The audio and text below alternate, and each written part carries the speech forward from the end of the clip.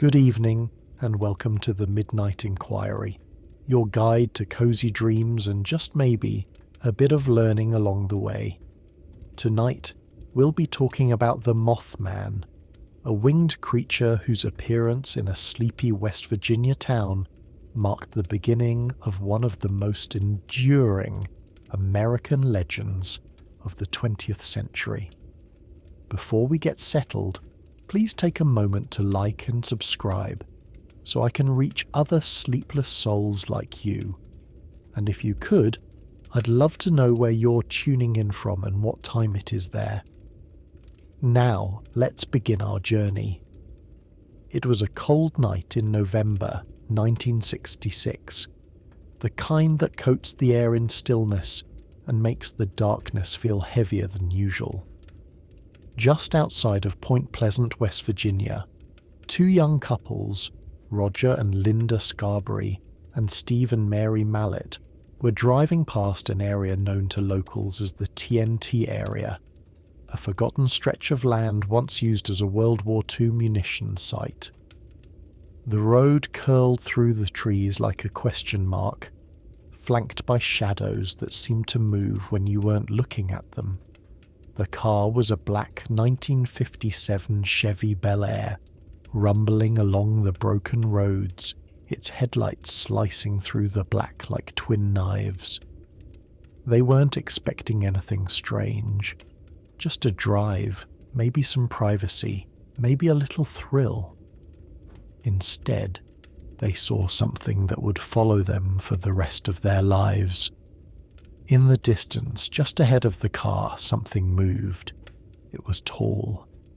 Tall in a way that didn't seem possible. It stood on the road, framed in the headlights. A figure, humanoid but wrong. Its wings were folded along its back, and its eyes glowed a deep, pulsing red. Not like reflection from the light, not like an animal's tapetum lucidum.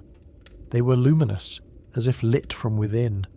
They said it was at least 7 feet tall, maybe more. Roger stepped on the gas, heart pounding, and the Chevy leapt forward. But as they drove, the creature lifted off the ground without flapping its wings and soared into the air following them. It didn't chase, it glided, smooth, effortless, inhuman. It kept pace with the car even as Roger pushed it to over 100 miles per hour. It didn't lose ground. It hovered above them, behind them, beside them, those red eyes unblinking, unbothered by the speed or the wind. For miles it followed, silent and deliberate, before peeling away and disappearing into the night sky. When the couples arrived in town, they were pale, shaking, breathless. They went straight to the police and reported what they'd seen. These weren't fringe weirdos or ghost-hunting thrill-seekers. These were regular young people, and they were terrified. The sheriff took the report seriously, maybe because of the sheer panic in their voices, or maybe because they weren't the only ones. In the days before this sighting, other strange things had been reported. Lights in the sky, animals missing, something big and winged lurking near the old bunkers of the TNT area. And now it had made itself known. That part of West Virginia was already a strange place, thick with fog and river mist and a kind of quiet that made you feel like something was always listening. But now the quiet was breaking. Something had arrived, and it had eyes that burned red in the dark. The area where the creature was seen, the TNT area, had a history all its own. Officially, it was the McClintic Wildlife Management Area, but that name doesn't do it justice. During World War II, the land had been carved up and repurposed into an ordnance works. Hundreds of acres of chemical processing plants, concrete storage igloos, and industrial sprawl. Explosives were manufactured here, loaded into munitions and shipped off to fuel a global war. After the war, the site was abandoned, left to rot. Concrete bunkers were swallowed by grass and vines, steel rusted, groundwater soured. Nature came back, but the land was never the same. It was scarred, like something had bled into it and never really left. The bunkers, some sealed, some broken open, stood like forgotten tombs, scattered across the woods like strange mushrooms. Teenagers used them for parties. Hunters moved through the marshes in early morning fog. But always there was a feeling that something was wrong. Something about the angles, or the way sound carried. You could shout and hear your voice bounce back in ways that didn't make sense. You could walk in a straight line and find yourself turned around. The air was heavy and still and strange. People said they felt watched, not like a passing paranoia, something deeper, ancient, like the trees were remembering you, like the ground itself had a memory. And in that place, in the middle of all that silence and rust, the creature appeared. Again, and again, and again. In the weeks after the first, sighting, more reports came flooding in. Couples, truck drivers, grave diggers, police officers. They all described the same thing. Wings wider than a man's body, glowing red eyes, a sense of dread that clung to your bones. Some said it flew, some said it hovered, some said it vanished into thin air, but the details stayed consistent, and more than that, the fear stayed consistent. That's what made it different from the usual monster stories. People weren't thrilled by the idea of Mothman. They were scared. Visibly, deeply, uncontrollably scared. And that fear, like the rust on the bunkers or the poison in the groundwater, began to spread. Soon, it wasn't just about the sightings. It was about something bigger. A growing feeling in Point Pleasant that something was coming. Something none of them could name, but they all felt it. And it started on that cold November night, on a forgotten road, near a bunker full of silence and shadows. A monster had stepped out of the dark, and the town would never be the same. For most towns, a single sighting of something unexplainable, especially something as strange as a red-eyed winged humanoid, would be enough to fuel local legend for decades. But Point Pleasant, West Virginia, was about to experience something far more disturbing than a lone event. What followed the Scarberry and Mallet encounter wasn't just a flurry of gossip or a spike in campfire stories. It was a phenomenon. Over the next 13 months, reports of a strange creature would pour in from dozens of witnesses across the region, all describing the same chilling entity, and all delivering their accounts with a kind of sincerity and terror that made it difficult to dismiss. Something was happening, something no one could explain. The TNT area continued to be a focal point of sightings, as if the thing had nested there, or perhaps emerged from it like some modern-day golem sculpted from concrete and war residue. Teenagers returning to the site at night would swear they saw enormous shapes moving between the trees or rising slowly from the tops of the bunkers like a figure being born from shadow. A man named Newell Partridge, living in nearby Salem, West Virginia, claimed that on the night of November 14th, just a day before the Scarberry sighting, his television began to emit high-pitched whines and display strange, garbled patterns before suddenly blacking out. At that exact moment, his dog, Bandit, began to howl toward the darkened barn outside and bolted into the night, never to be seen again. When Partridge shined a flashlight toward the field, he saw two red orbs glowing back at him, far too high off the ground to belong to a fox or raccoon. They were eyes, he said, eyes that were focused directly on him. Other sightings began to fill the local newspapers, whose front pages now bore headlines like "Couples see man-sized bird," "Creature," "Something," and "Winged red-eyed thing chases Point Pleasant couples across countryside." A group of grave diggers working near Clendenin claimed to see a massive brown shape swoop low over their heads. A pair of volunteer firefighters reported a very large bird with red eyes. A woman named Marcella Bennett told of an encounter just days after the initial sighting when she drove to visit friends who lived near the TNT area. Exiting her car with her infant daughter in her arms, she was struck with a sudden, overwhelming sense of dread. Before she could reach the house, she saw it. A grey, man-shaped thing with enormous wings standing beside her car. Frozen in terror, she managed to clutch her daughter and run for the porch, where she broke down sobbing as the creature silently lifted into the air and vanished into the trees. It was the kind of fear that didn't end when the creature disappeared. It lingered. It followed her home. People described this same sensation over and over again, that the creature didn't just exist in the physical world, but in their thoughts, in their dreams. It lived not only in the woods and the abandoned bunkers, but in their houses, in the corners of their bedrooms, in the thin moments just before sleep where logic loosened its grip and let the mind drift into darker territory. The local sheriff's department was flooded with reports, and it's worth noting that many of these accounts came from people with reputations to protect. Business owners, police officers, churchgoers, people who had nothing to gain from coming forward.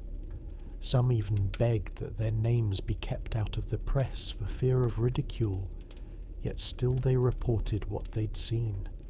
It wasn't just what they saw, it was how it made them feel. Overwhelming terror, deep confusion, and an uncanny sense of wrongness. Witnesses often described the creature as making no noise whatsoever while flying, no wing beats, no rush of air, just silence, like something gliding not through the wind but through reality itself. That eerie silence, coupled with the intense psychological impact, set these sightings apart from your run-of-the-mill cryptid stories. This wasn't a bear mistaken for Bigfoot. This wasn't swamp gas dancing on the horizon. This was something that seemed to project fear itself into the minds of those who saw it. Some even speculated that the creature wasn't just being observed, it was observing them, that it knew it was being watched, and returned the favour with a kind of cold, calculating awareness. The eyes were always the focal point, not just red, not just reflective, luminous, like twin coals smouldering in a face otherwise featureless, and always those eyes were described as intelligent, not bestial, but alien, curious, cold, and worst of all, understanding. As if the creature wasn't confused by our presence but bemused by it, as if it was watching us the way a biologist watches an insect, behind glass. It didn't always appear in the same form. Some witnesses saw something more bird-like. Others described long arms and legs, with leathery wings that extended from its back like those of a bat. A few claimed it could fold its wings tight against its body and stand upright, like a man waiting for a bus. A handful said it let out a high-pitched screech that made dogs howl and radios crackle with static. But these details, while variable, always circled the same core: the height, the wingspan, the red eyes, and the overwhelming sense that something beyond comprehension had wandered into the sleepy town of Point Pleasant. The fear began to spread in other ways too. Parents warned their children to stay away from the TNT area. Hunters began carrying extra ammunition. Local churches preached sermons about signs and omens, and at night, radios were left on just a little louder, just in case something brushed against the outside wall. News crews arrived, hungry for a story. Skeptics and true believers argued in local bars. The national media caught wind, and suddenly this quiet town in West Virginia was at the center of one of the most bizarre and enduring paranormal stories in American history. But for those who lived there, it wasn't a story. It was a siege, a slow invasion of something uncanny and mercurial, something that refused to be defined, classified, or dismissed, something that didn't obey the rules. The lines between dream and waking, between fear and reality, began to blur. More than one witness would later say that after they saw the creature, they began to feel watched even when they were alone. Their phones would ring and no one would speak. Static would fill the line for several seconds before disconnecting. Sometimes they'd find that their radios had switched stations while they were in the other room. A few even reported strange men showing up at their doors, men in black suits, with pale skin and odd speech patterns, asking questions that made no sense. But that's a story for another time. What mattered most in these early months was this: the creature kept appearing, again and again. Not in some distant wilderness, but in neighborhoods, in fields, behind houses, perched on telephone poles, standing in the middle of the road. The ordinary world was being invaded by the extraordinary, and the result was not wonder, but dread. For those who lived through it, this wasn't folklore. This wasn't a metaphor. This was real, and it was just getting started. For a time, the Mothman lived solely in the breathless whispers of Point Pleasant's citizens, a creature made real by first-hand accounts and sleepless nights. But mysteries, especially frightening ones, have a way of slipping through the cracks of isolated towns and into the bloodstream of something larger. Newsprint, microphones, cameras. And once the media caught wind of what was happening in this quiet Appalachian town, the story began to mutate. What was once a local tale of terror quickly became a national curiosity, a headline generator with just the right mix of horror, mystery, and rural charm. The first major story appeared in the Point Pleasant Register on November 16, 1966, the very day after the Scarberry and Mallet sighting. The headline read, "Couple see man-sized bird, creature, something." It's a strange title, and not just because of the ellipses or the indecision. It reads like a nervous laugh in typewriter font, as if the writer couldn't decide whether to play it straight or lean into the absurdity of it all. And yet, despite the odd tone, the article itself took the story seriously. The witnesses were described as deeply shaken but earnest, and their words were printed with little editorializing. Perhaps the paper didn't want to spook the locals further, or perhaps it didn't want to be caught laughing at something that, in the days to come, would only grow stranger. Other papers followed suit. Local journalists began receiving more and more reports, some by phone, others in person.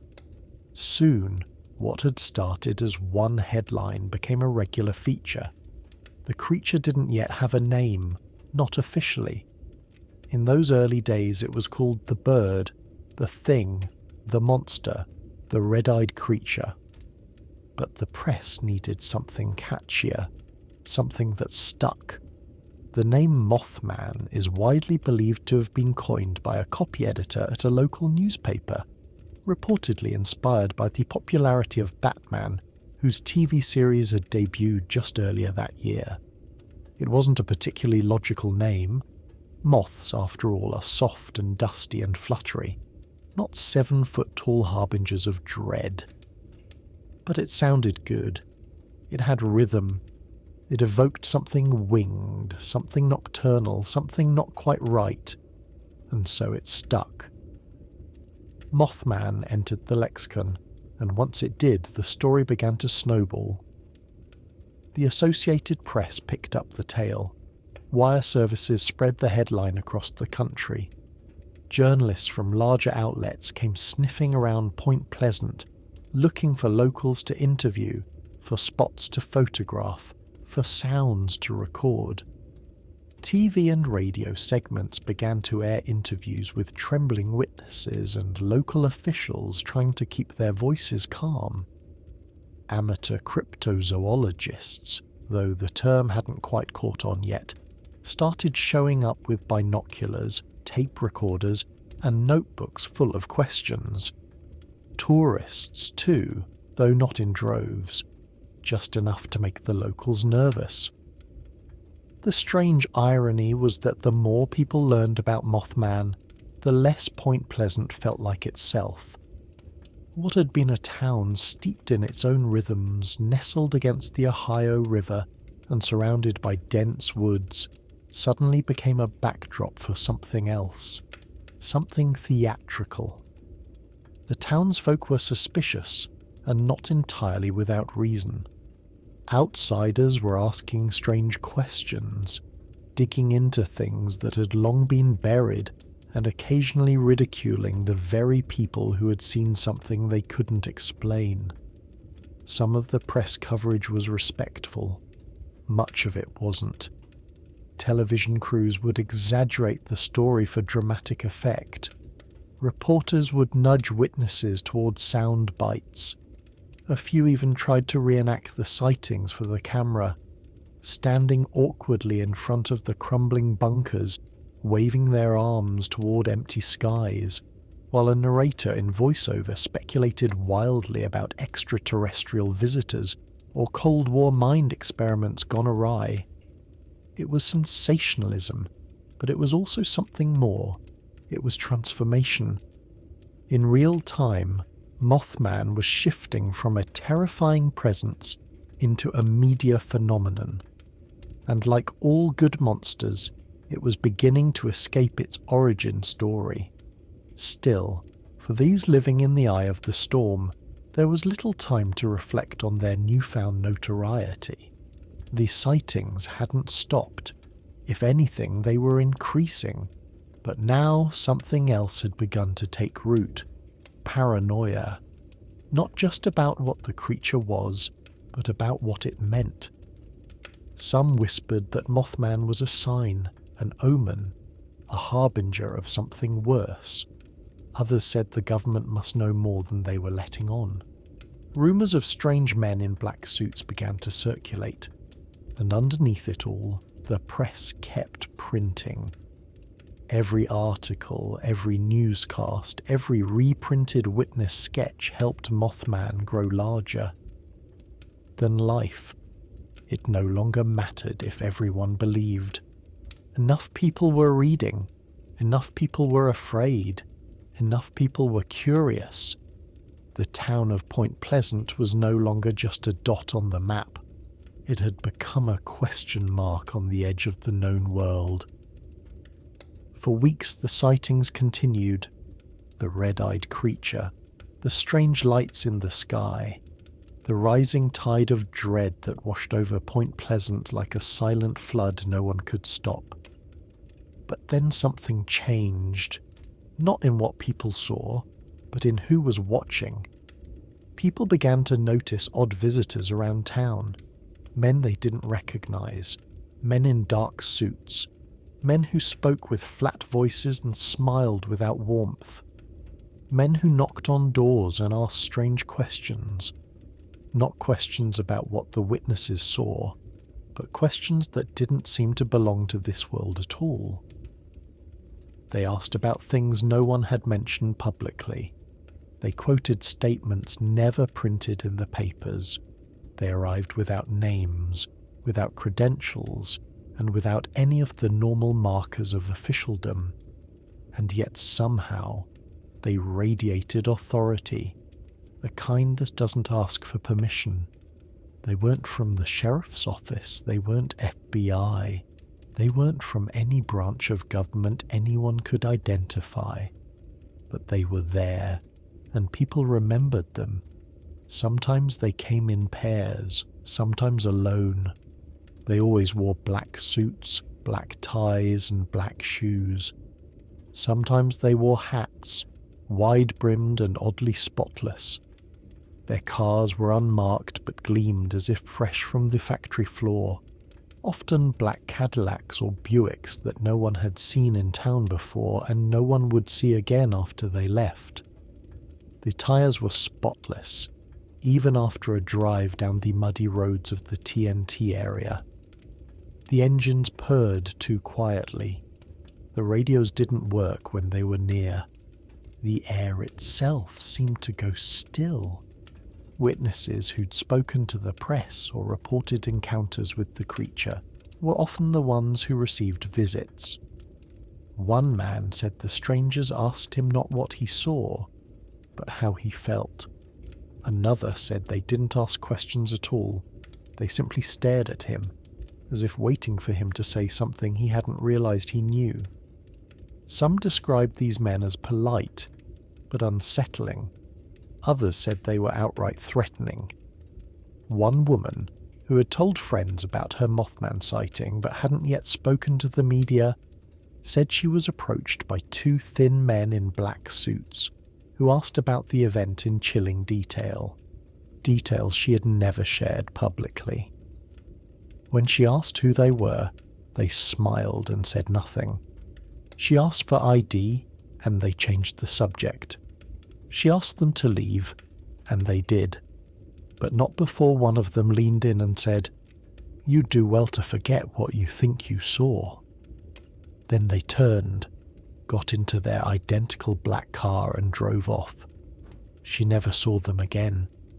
Others described even stranger behavior, voices that sounded synthetic, like someone speaking through a malfunctioning radio, skin that looked too pale, too smooth, eyes that blinked out of sync. Some said they moved oddly, like puppets with one too many joints. Their questions often missed normal social cues. They asked about things that made no sense. What colour the witnesses' bedroom curtains were, whether they'd heard strange music at night, if their clocks had ever stopped at 3:33 a.m. One man said they offered him a coin and asked him to describe its colour. When he said silver, they laughed and said, "No, it's not. You only think it is." Then they took the coin back and left. One teenager who'd seen the creature and told a local DJ about it said a man in black came to his house and asked to speak to his parents. When the boy asked why, the man said, "Because your truth has too much power." Then he smiled slowly, like a machine imitating a human, and walked back to a black car that had no license plates. The stories varied in detail, but not in tone. Everyone who encountered these men felt the same thing: wrongness, a distortion, as if something had slipped into the skin of a human and hadn't quite figured out how to wear it. The rumours spread quickly. At first, people whispered that these were government agents sent to investigate the sightings. But as the encounters became more bizarre, more surreal, that explanation began to crack. These weren't investigators. They didn't ask the kinds of questions investigators ask. They didn't seem interested in facts.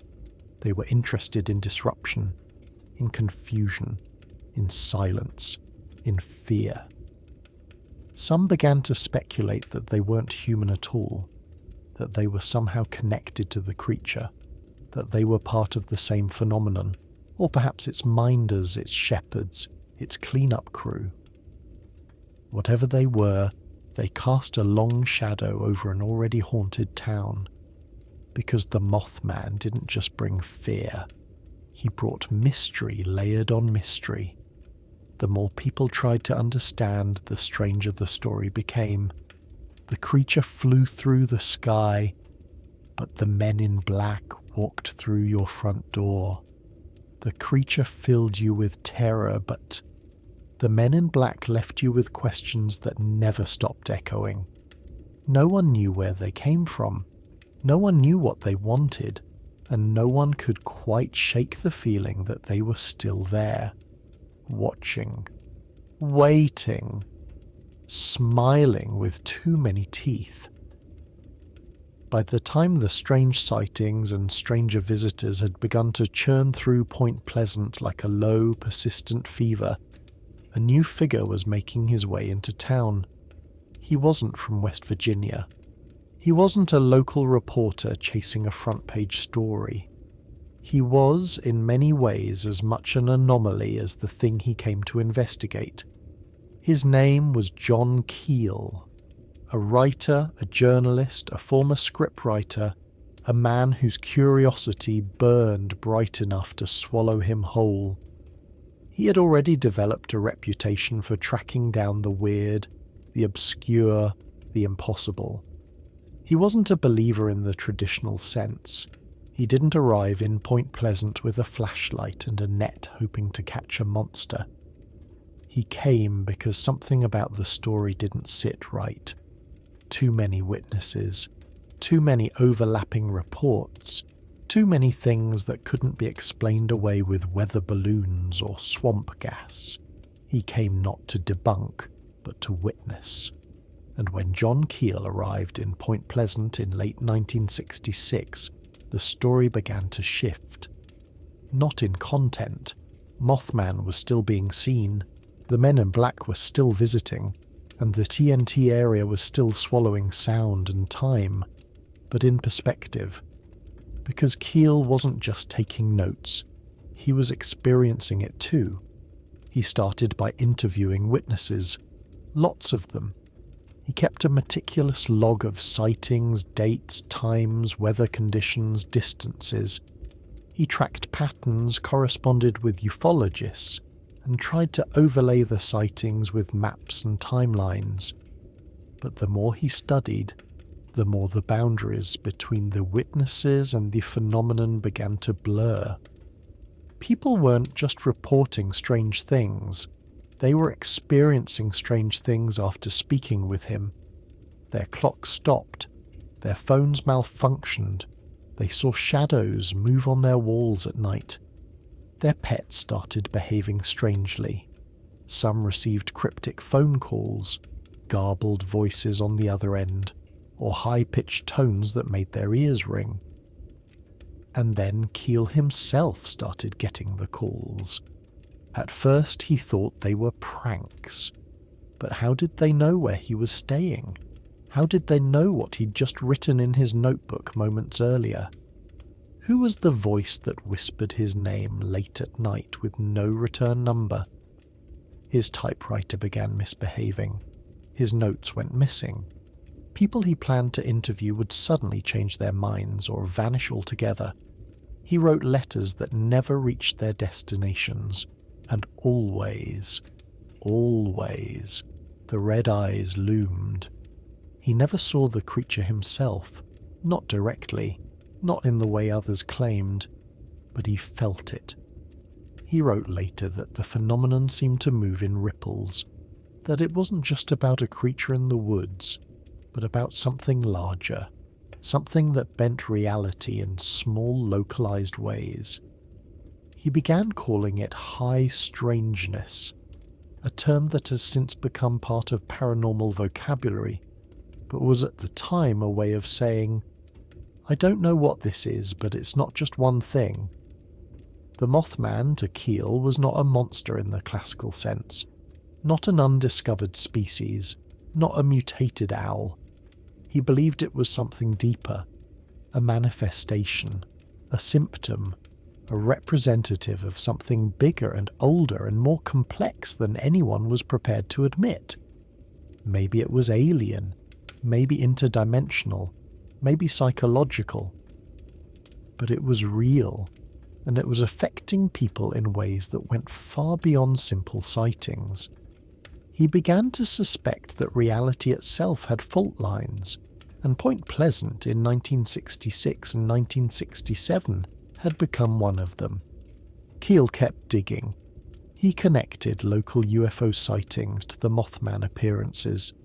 He tracked reports of strange electrical disturbances, phantom voices on police scanners, and even strange dreams that people across the town claimed to have. Dreams of cities burning, of bridges collapsing, of red eyes watching from the sky. He was struck by how these things clustered, not just in time, but in tone. It was as if the town had fallen under a kind of spell. He began to feel it too. The longer he stayed, the more he felt watched, not just by the people, who were starting to grow wary of the press, but by something else, something that didn't want to be understood. He started to believe that the phenomenon didn't just resist investigation, it reacted to it. That by paying attention, by digging too deep, you stirred it awake. It noticed you. It leaned in. He described it not as a thing, but as a presence, intelligent, manipulative, and indifferent to human logic. It could appear as a monster, a ghost, a UFO, or a dream, whatever would confuse and destabilize you most, and it worked. People grew more paranoid, relationships frayed, radios picked up strange bursts of static and coded messages.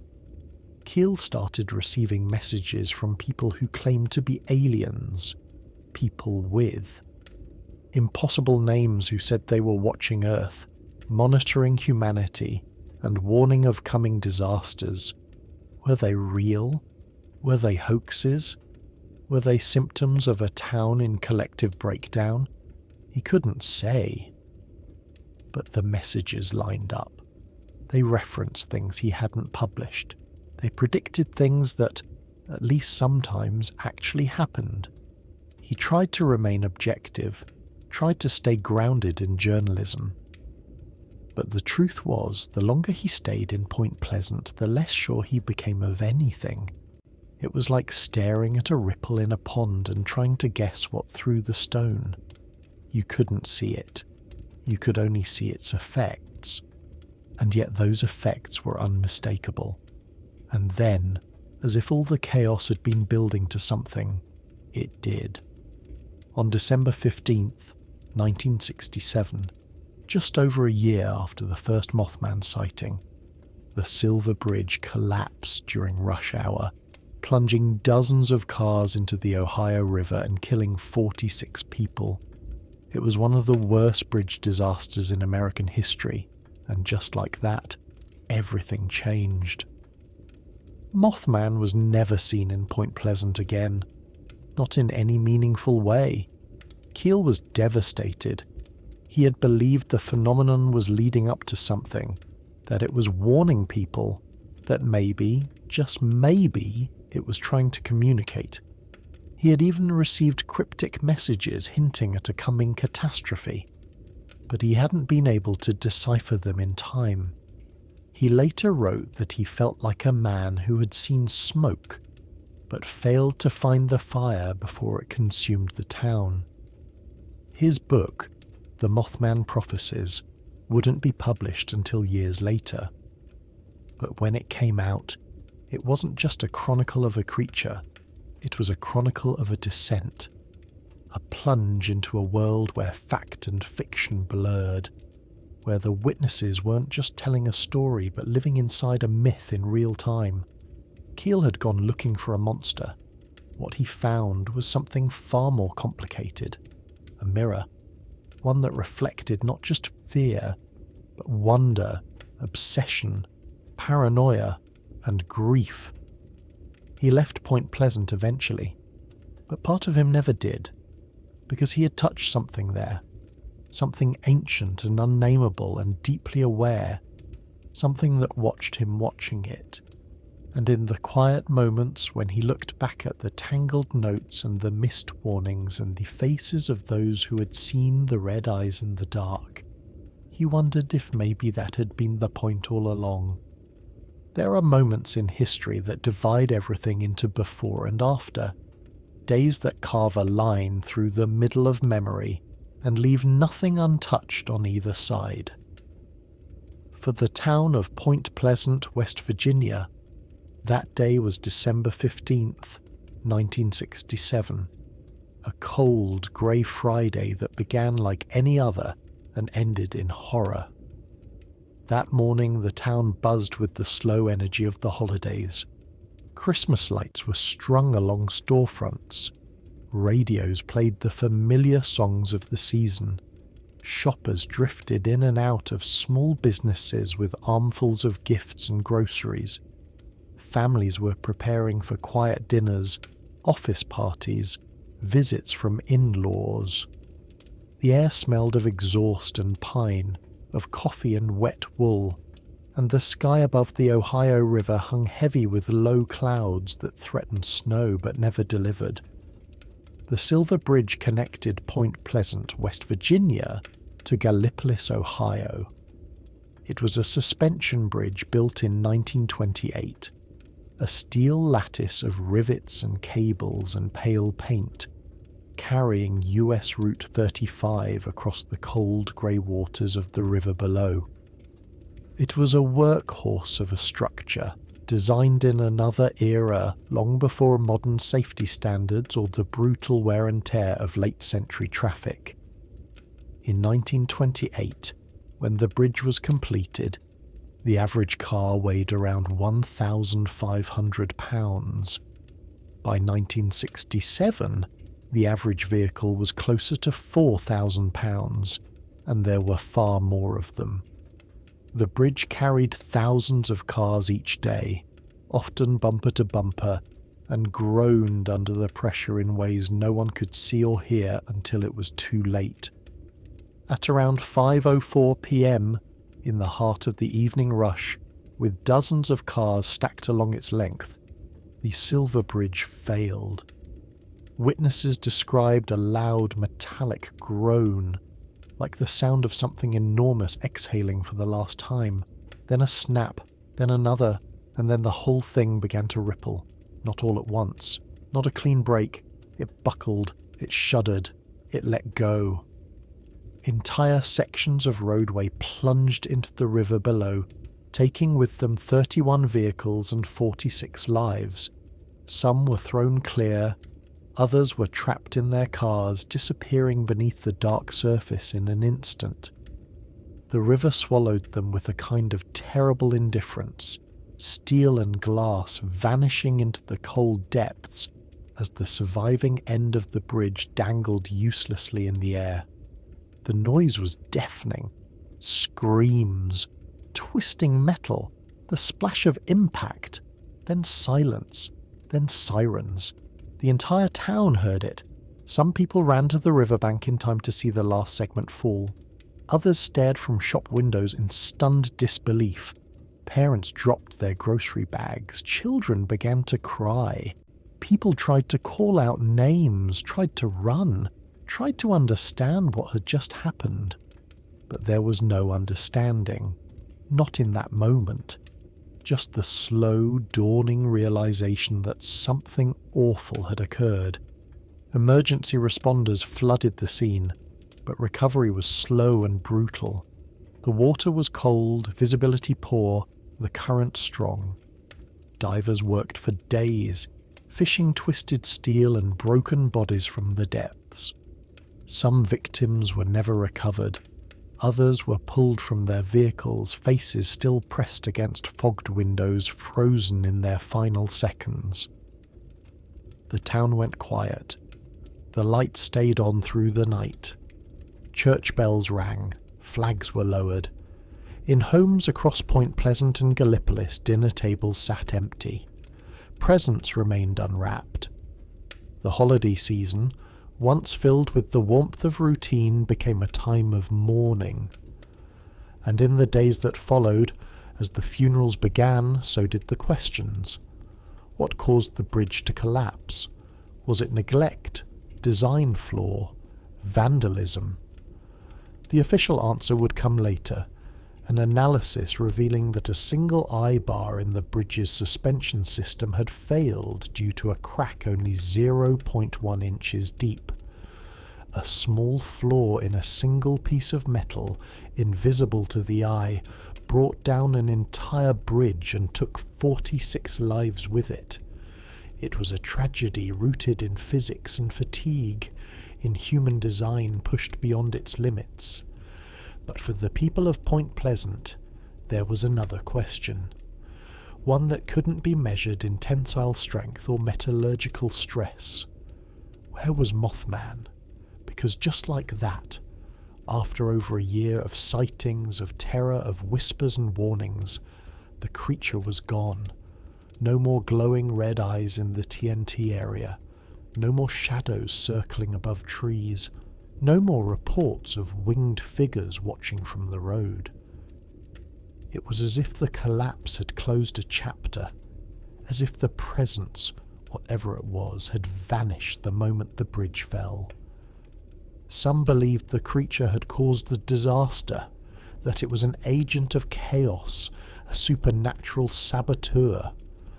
Others believed it was a warning, a prophet, not a villain, a harbinger trying to tell the town that something terrible was coming, that the creature had not hunted anyone, had not attacked, had not harmed, but had watched, had tried in its own alien way to deliver a message, and still others believed that the phenomenon, Mothman, the men in black, the strange dreams and strange lights, had all been part of a build-up, that the bridge was the crescendo in a symphony of high strangeness, that the collapse wasn't just an accident, but the climax of a haunting, a wound in reality that bled and then finally closed. The story took on mythic weight almost instantly. People began connecting dots in retrospect. Some remembered dreams of steel and drowning. Others recalled the creature circling the bridge days before the collapse. One man swore he saw it perched atop the bridge's highest truss the night before it fell, motionless, staring toward the town. Whether true or imagined, the connection stuck. In the years to come, the Silver Bridge collapse and the Mothman would become inextricably linked.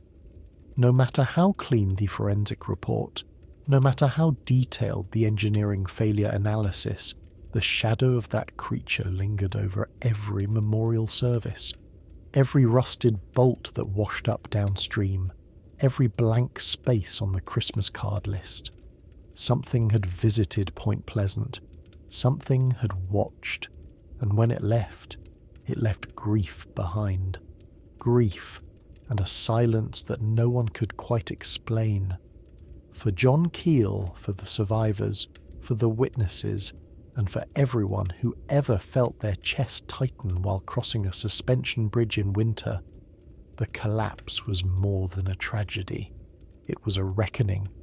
The creature had been real, the sightings had been real, the fear had been real, and now the loss was real too. Concrete, irrevocable. 46 names etched into stone, 46 seats left empty at the holiday table. 46 reasons why no one in Point Pleasant would ever laugh at the old stories again. Because even if it was all coincidence, even if the monster had been a trick of the mind or a misidentified owl or a shared hallucination or a myth spun from fear and suggestion, it didn't matter. The pain was real, the aftermath was real, and the creature was never seen again. It had come, it had watched, it had vanished, leaving only questions in its wake. In the days and weeks after the collapse of the Silver Bridge, the town of Point Pleasant entered a kind of collective hush. Not the hush of reverence or solemnity, though those things were present. It was a deeper silence, one that seemed to settle in the bones of the place. in the way conversations turned softer and footsteps seemed quieter, as if no one wanted to disturb the invisible weight pressing down on everything. The grief was real. Not abstract, not folkloric, not filtered through mystery. Real. 46 lives lost, dozens of families shattered, entire sections of the community left wondering how a steel bridge, something so permanent, so utterly unremarkable in its everyday usefulness, could simply vanish beneath the weight of normalcy. The holiday lights stayed up, but they looked strange now, like ghosts of a celebration that would never quite arrive. Christmas came and went, heavy and quiet, and in the wake of it all, something else faded too. The creature, the red eyes, the wings, the thing in the dark that had haunted the forests and stalked the back roads and turned dreams into dread. It was gone. Not slowly, not gradually, but suddenly. One moment it was there, watching from the treetops and circling the bunkers. The next, it wasn't. There were no further credible sightings in the days after the collapse. No shapes in the sky, no figures on the roadside, no more breathless reports to the local papers. It was as if the Mothman had packed up and left town, just like that. The thing that had defined a year of fear and fascination had vanished into thin air, leaving behind only memory and a handful of blurry sketches. Some people were relieved, others were unnerved. A few, though they never said it out loud, missed it. Not the fear, not the anxiety, but the strange certainty that something beyond understanding had briefly touched their lives. That for a flickering moment the veil had lifted and something stepped through. Without the creature, all that remained was aftermath. And aftermath is a difficult thing to hold. The people of Point Pleasant mourned their dead, rebuilt their routines, and tried to make sense of a year that had offered no answers. Some residents simply moved on. Others turned inward, whispering prayers for the souls lost beneath the river and leaving offerings at makeshift altars. The TNT area returned to its state of crumbling decay, no longer haunted, just abandoned. The igloos grew moss again, the roads cracked, teenagers stopped going, and the town, exhausted, tried to forget. But forgetting is a slippery thing, especially when something refuses to be forgotten. The story of the Mothman didn't end with the bridge. If anything, it started again, somewhere else, in books, in interviews, in the quiet conversations that happen late at night when the air feels thin and the sky too quiet. The first to revive the legend was, unsurprisingly, John Keel. His book, The Mothman Prophecies, published years after the events themselves, offered something Point Pleasant hadn't been given at the time, a narrative, not an explanation. Keel never claimed to know exactly what had happened, but he wove the pieces together, the sightings, the men in black, the strange dreams, the phone calls, the bridge, and in doing so he offered a kind of mythic architecture that people could hang their memories on. The book wasn't universally embraced. Some locals felt betrayed, others were grateful. Keel had taken their pain and their confusion and turned it into a story that the world could hear. And the world did, slowly at first, then more quickly. The story of Mothman began to ripple outward, beyond the town, beyond the state, into the larger culture of American strangeness. Paranormal researchers, UFO hunters, cryptozoologists, and late-night radio hosts picked up the tale. It became a staple of oddity, a cornerstone in the pantheon of American folklore. But in Point Pleasant itself, the mood remained more complicated. The name Mothman was not always spoken with pride, not at first. For some, it was a reminder of pain, a symbol of a year filled with fear and a winter stained with death. But over time, something began to shift, slowly, quietly. As the years passed and the story refused to fade, the town began to reclaim it. Not because it had to, not out of cynicism or opportunism, but because grief needs transformation, because sorrow needs shape, and because sometimes the only way to survive a haunting is to make peace with the ghost. By the 1980s, the Mothman legend was no longer a raw wound. It had become a scar, one that could be touched, prodded, even laughed about in certain moments, and from there, the town's relationship with the story began to change. The first murals appeared, then the first, souvenir t-shirts. Then, in 2002, the film adaptation of the Mothman prophecies brought renewed national attention to the story. Point Pleasant was on the map again, not as a site of tragedy, but as a place of mystery, a place where something had happened, something important, something worth remembering. That same year, the town unveiled the Mothman statue, a towering stainless steel figure with glowing red eyes and outstretched wings. Some residents were skeptical, others were delighted. Tourists began to arrive, first in dozens, then in hundreds. A local museum was opened, a festival was founded.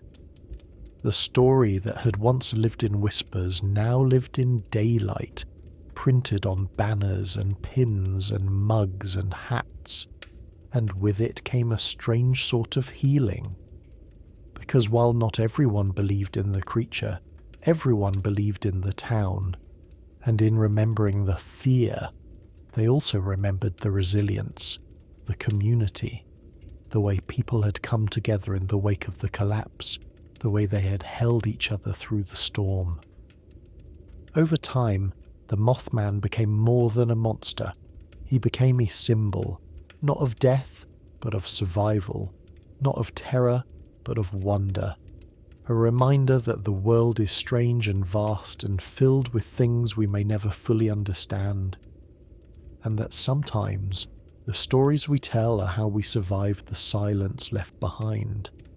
Even now, decades later, the Mothman Festival brings thousands to the town each year. They take pictures with the statue. They buy books and t-shirts. They listen to talks about high strangeness and local history. But underneath the spectacle, there's still a pulse of something quieter, a memory, a presence, a flicker of red light in the trees. The town hasn't forgotten. Not really. The people know what happened here. They know what they saw, what they felt. And even if the creature never returns, even if the sky remains empty and the woods remain still, they know that for a little while, 1 year, long ago, something came to Point Pleasant. Something they still don't have words for. Something they will never fully name.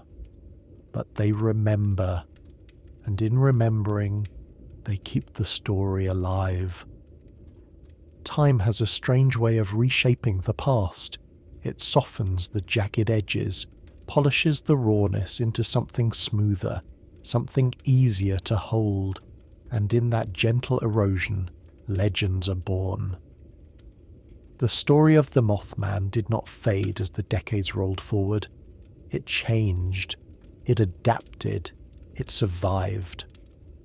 What was once an acute, immediate fear, a series of strange events that left a town breathless and grieving, slowly became something larger, something looser, something more mythic. The red-eyed creature that had once haunted a very specific geography, a marshy stretch of munitions wasteland and the steel skeletons of America's forgotten wars, began to migrate. Not in body, but in memory.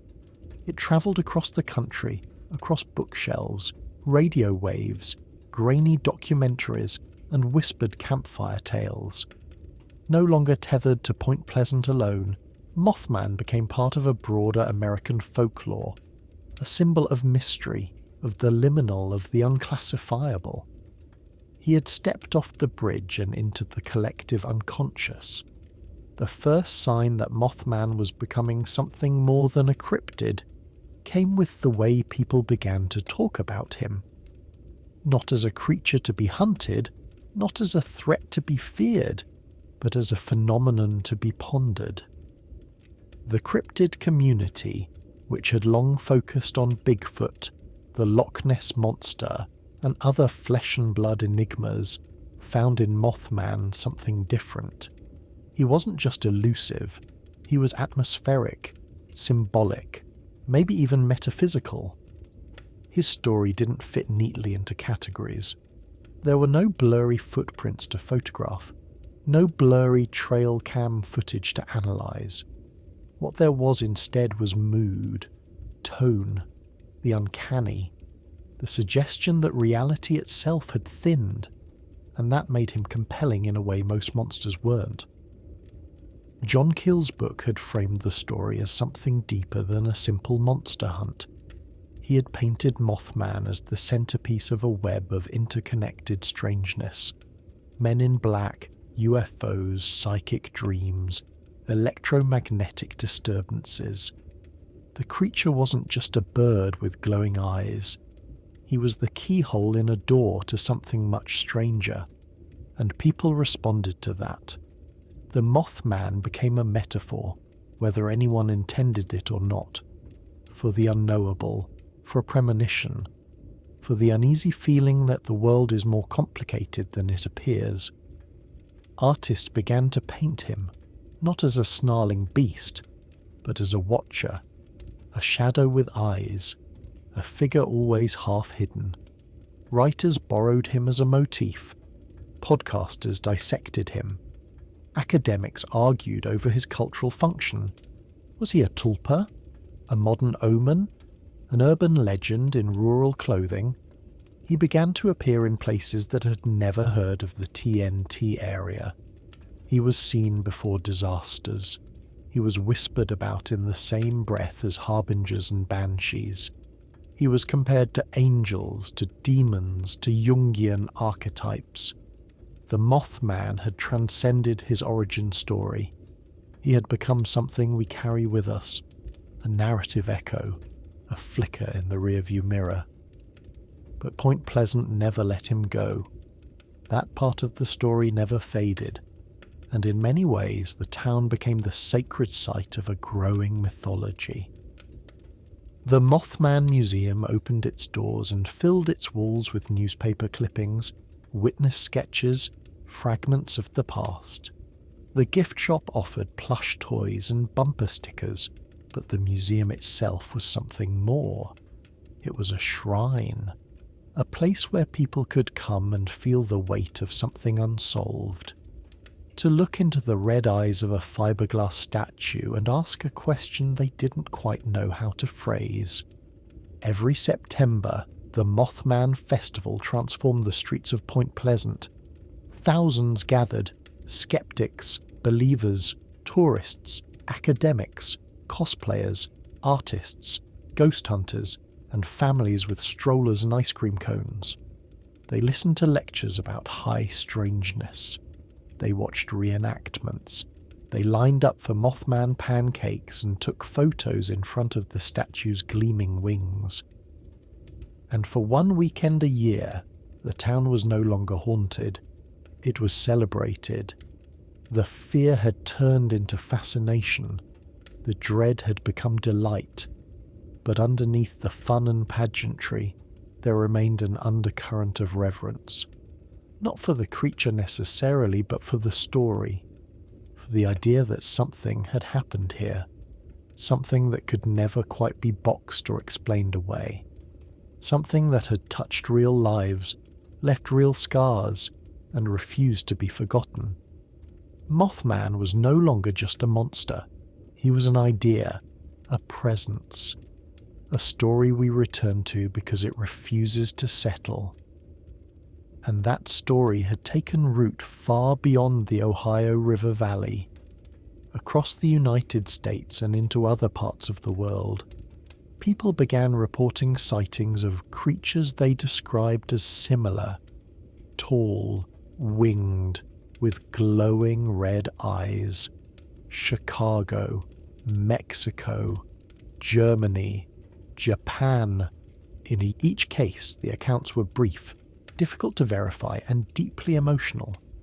People who saw these beings often felt profound dread, but also awe, as if what they'd encountered wasn't evil, but ancient. As if they'd seen something that wasn't supposed to be seen, and they remembered.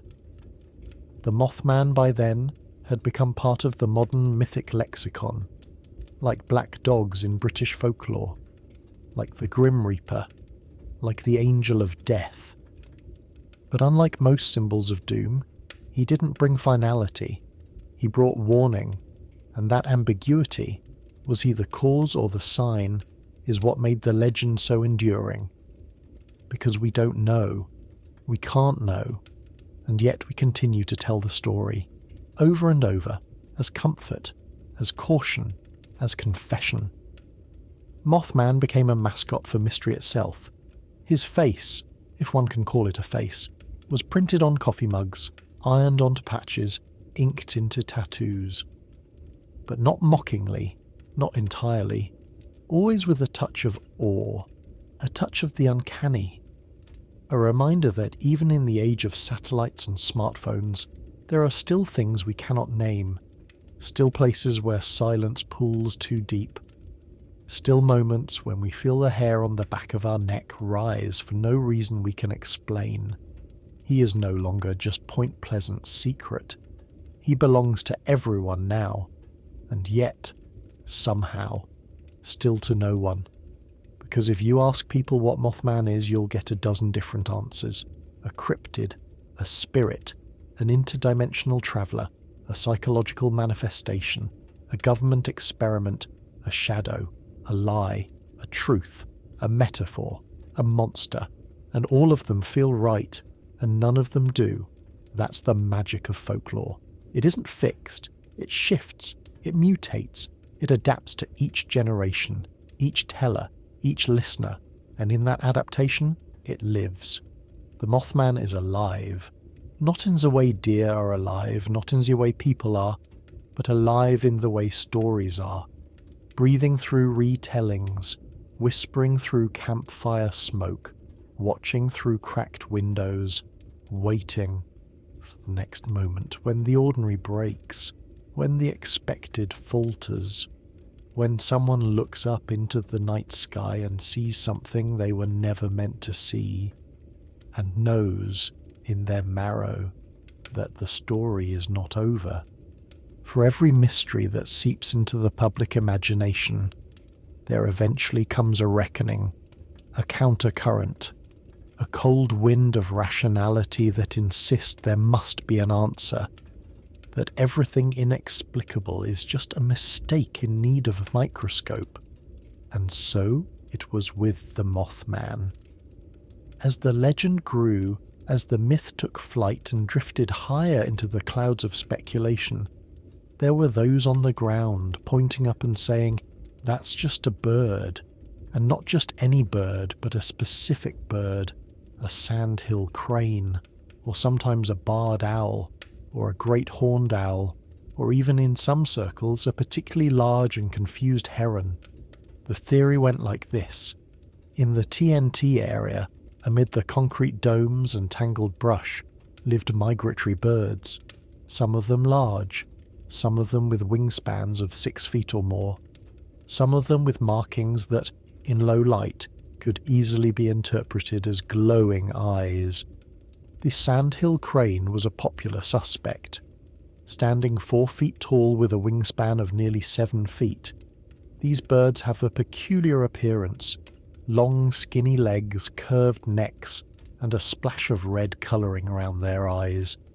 In daylight, they're unmistakably avian, but at night, in a place already steeped in unease, under the glare of headlights and the adrenaline of fear, they could become something else entirely. Imagine driving through an abandoned munitions site, Your headlights flash across the figure of a sandhill crane perched on a rusted structure. Its wings flare. Its eyes catch the light.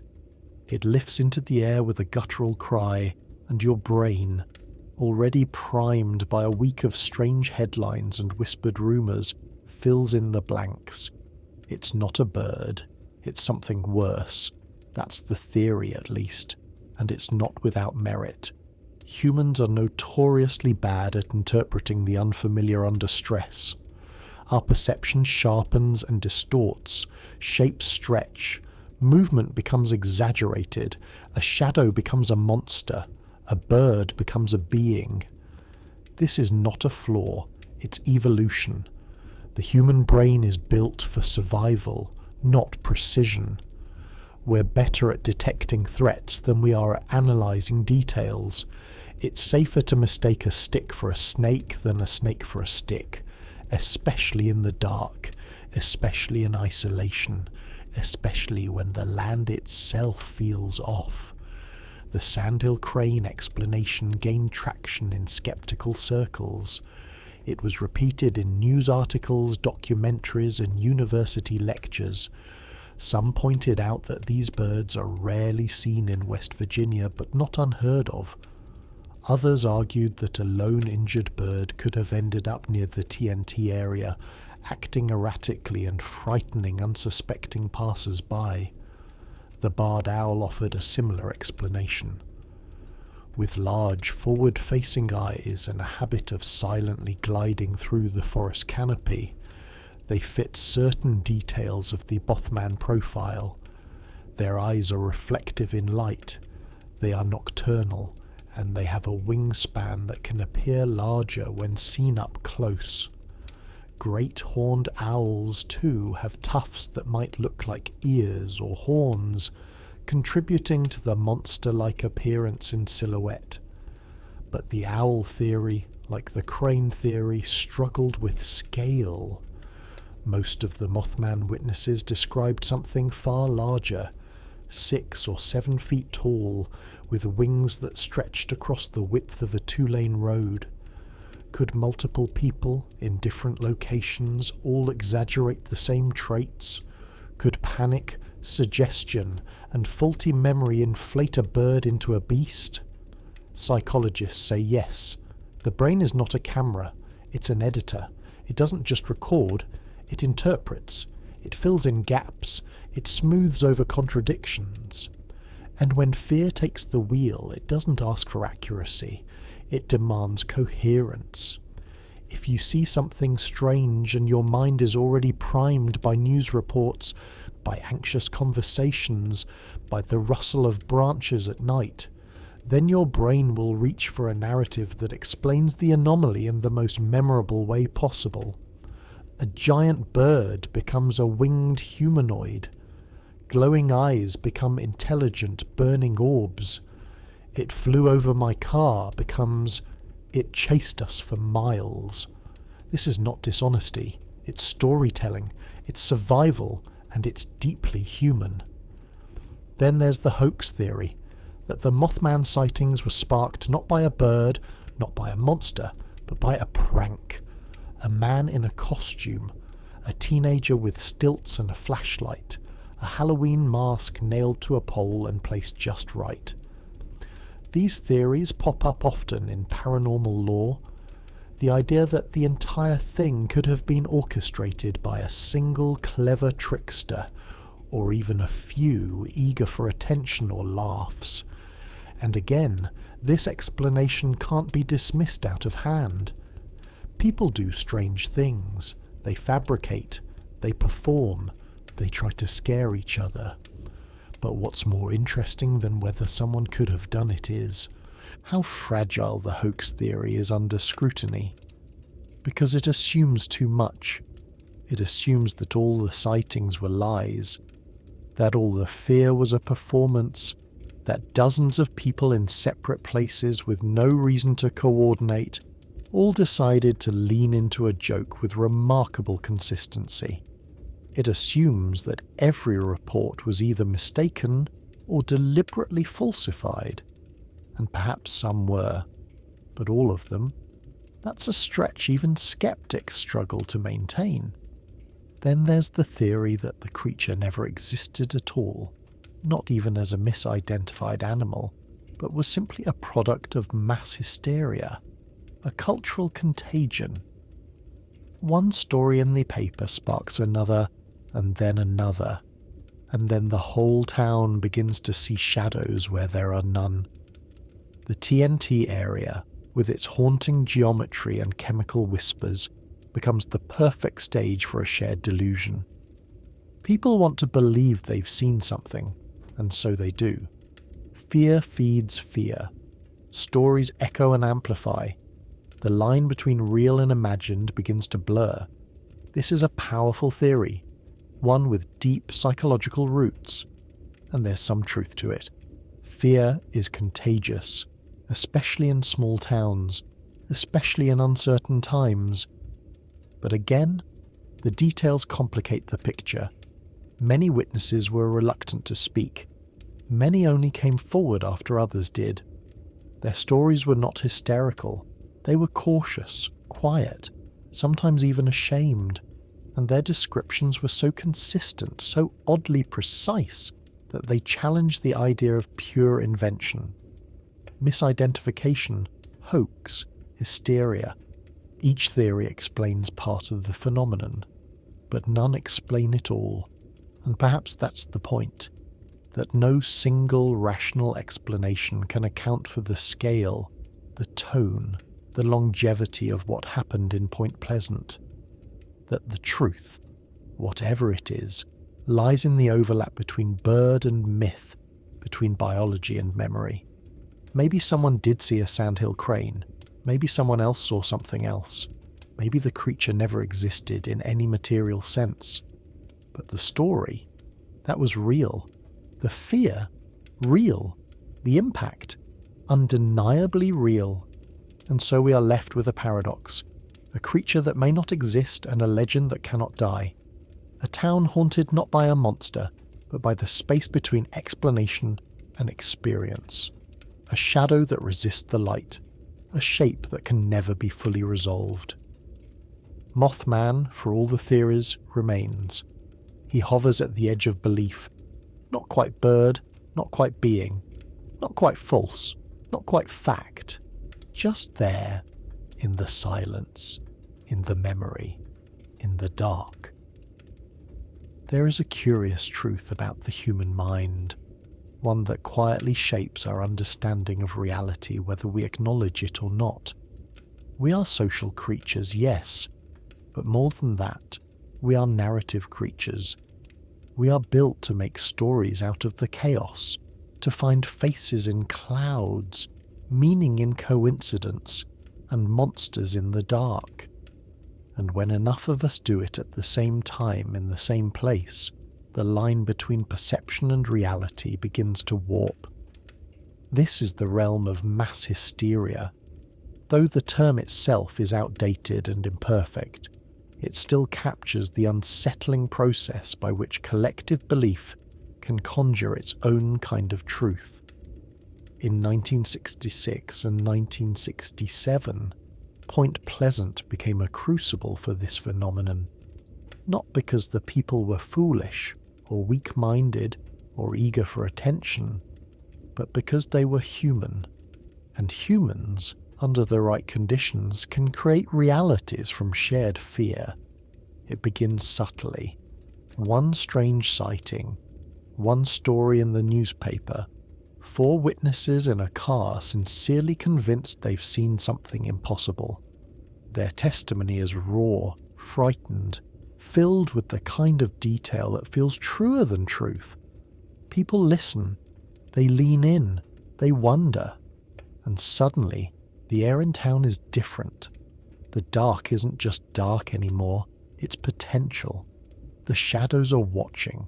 Every noise in the woods becomes a maybe. Every light in the sky becomes a sign. This isn't madness, it's sensitivity. And in a place like Point Pleasant, already isolated by geography and surrounded by physical and emotional fog, that sensitivity can ripple outward like a stone dropped in still water. What we call mass hysteria is often not hysteria at all.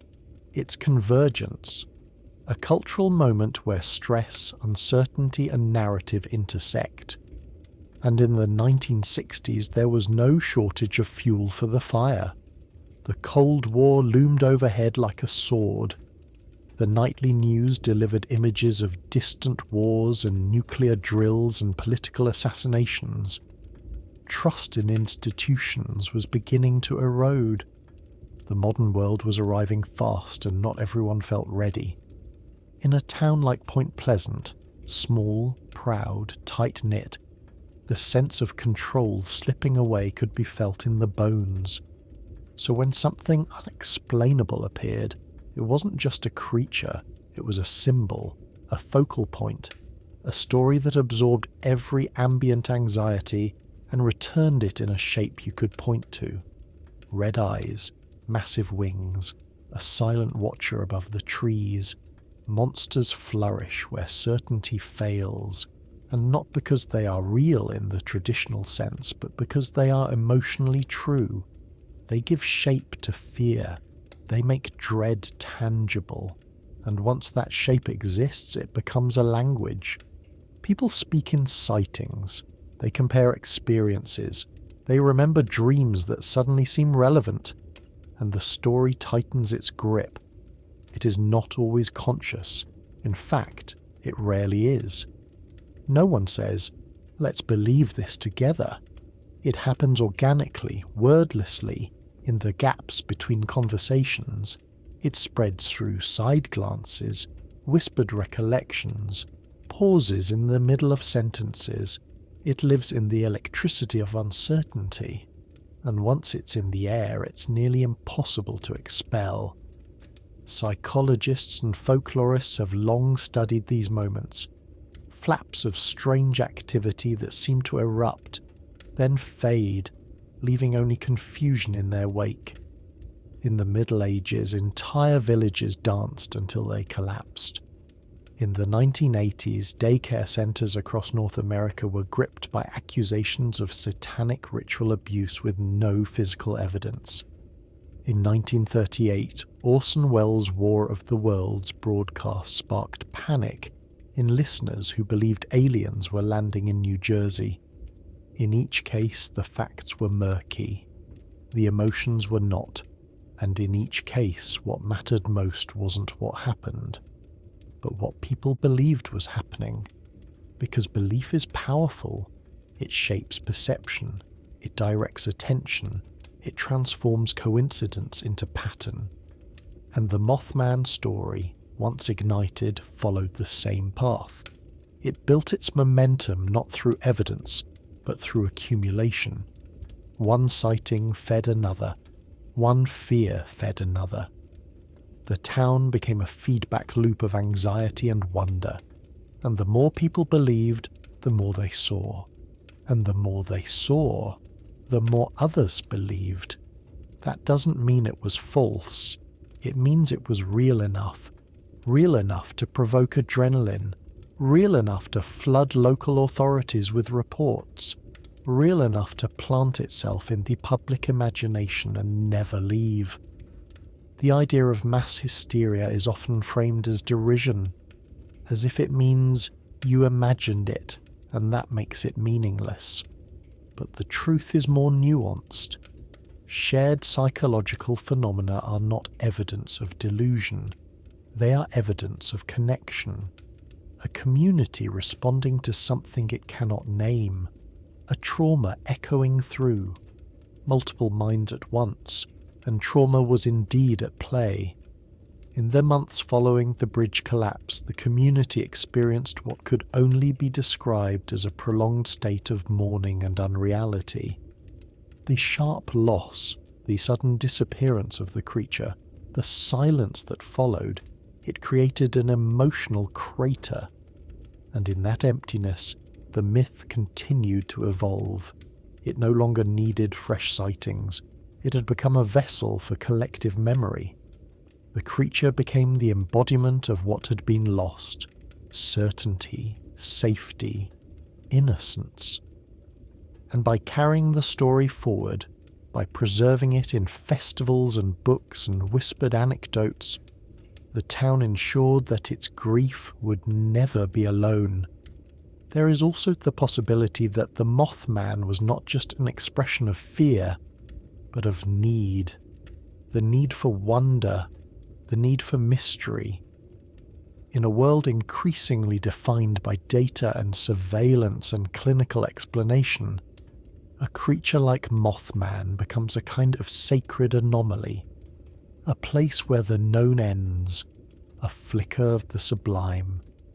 And sometimes, people want to believe not because they are desperate for answers, but because they are hungry for questions.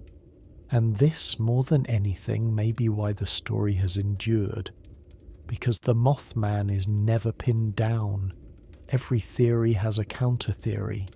Every witness has a doubter. Every photograph has blur. Every truth remains half seen, like wings folding just behind the tree line. He resists closure, and so he continues.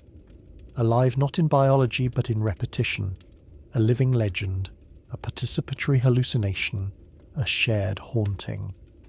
A whisper passed from one dreamer to another, a shape not just in the sky, but in us. Because if the Mothman is a mirror, as some have suggested, then what he shows us is not feathers and bone, but the patterns of our own minds, the way we make meaning, the way we process fear, the way we gather around a fire and say, "Did you hear what happened?" That's how myths are made. And in Point Pleasant, it happened in real time. By the time John Keel had spent months tracing the tangled outlines of the Mothman story, by the time he'd spoken to dozens of witnesses, catalogued scores of bizarre events, and found himself on the receiving end of inexplicable phone calls and psychic predictions, he began to reach a conclusion that didn't resemble any conventional cryptozoological theory. The creature he came to believe was not a monster. It was not an undiscovered species. It was not even the main event. It was a thread, one visible strand in a tapestry too vast to comprehend. And what lay beneath it all, what pulsed beneath the sightings, the visitations, the collapse, the panic, was something he called high strangeness. He used the phrase because nothing else fit. It wasn't science fiction. It wasn't folklore. It wasn't religion or psychology or government conspiracy. It was something that wore the skin of all those explanations but belonged to none of them. High strangeness to Keel was what happened when the rules broke down. Not just physical rules, but cognitive ones. It was when reality showed its seams, when the impossible didn't just occur, but occurred with a kind of dramatic timing that made it feel orchestrated, when events defied logic not by accident, but by design. And in Point Pleasant, he found himself drowning in it. The creature was only the beginning. Surrounding the Mothman sightings were an avalanche of other phenomena. UFOs hovering silently over cornfields, sudden power outages with no mechanical explanation, dogs barking at nothing, radios filling with static when certain names were spoken aloud. People would receive visits from strangers who knew too much and said too little. Cars would stall for no reason, only to start again the moment fear peaked. Time itself began to act strangely. Some witnesses claimed to lose hours. Others said entire nights passed in what felt like minutes. People had dreams that seemed to bleed into waking life. Visions of disasters, cryptic messages, strange languages. In one particularly unsettling case, Keel was told by a contact that a great tragedy would occur on a specific date. He noted it, thought little of it, and later realized it was the exact day the Silver Bridge would collapse. Coincidence, prophecy, psychological projection, he didn't know, and that not knowing became a theme. The more he searched for patterns, the more the patterns mocked him. They formed just enough to be seductive, then shattered when grasped too tightly. It was like trying to hold fog in your hands, and through it all he felt watched. Not in the cinematic way, not in the paranoid black van across the street way, in the subtle way. The way your thoughts begin to feel not entirely your own. The way strange coincidences start to align too precisely. The way the air in a room changes when something unseen is present. He started to believe, not in Mothman per se, but in something using the idea of Mothman as a mask, a puppet, a familiar shape projected into our reality to elicit a response. Because what if that's all it takes? A shape, a pair of red eyes, a flutter of wings, and suddenly an entire town is vibrating with attention, focused, alert, raw. Keel began to suspect that the phenomenon, whatever it was interacting with us the way we might interact with lab rats, probing, observing, stirring the pot. Not out of malice necessarily, but out of curiosity, or indifference, or a motive so alien we couldn't even begin to recognize it. He began to think in terms not of biology or physics, but of consciousness. That the thing behind Mothman might not be a being at all, but a presence. Something that lived on the edges of perception.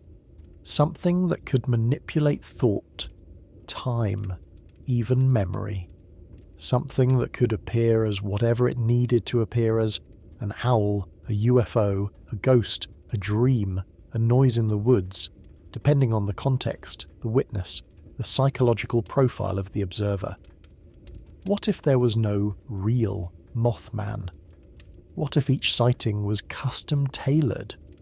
Not faked, not imagined, but constructed in real time by something that knew the rules better than we did. High strangeness, then, was not just a description of events. It was a signal, a sign that you were standing at the threshold of something that didn't belong, something that broke the contract of shared reality. And Keel wasn't the first to suggest such ideas. Others had gestured towards similar conclusions. Jacques Vallée, the French UFO researcher, also proposed that encounters with UFOs and other phenomena were not necessarily extraterrestrial, but interdimensional, archetypal, psychological, perhaps even trickster-like in nature. In ancient cultures, these manifestations were called gods, or fairies, or demons. In the 20th century, they became spacemen, cryptids, prophetic winged men. The shape changed, the source did not. In that context, Mothman was not an animal to be hunted. He was a message to be interpreted, a pattern in the static, a controlled anomaly designed to create disruption. And once you start thinking like that, nothing looks the same. Not your memory, not your surroundings, not even your own thoughts. Because what if it wasn't about what the creature was, but what it did, what it elicited?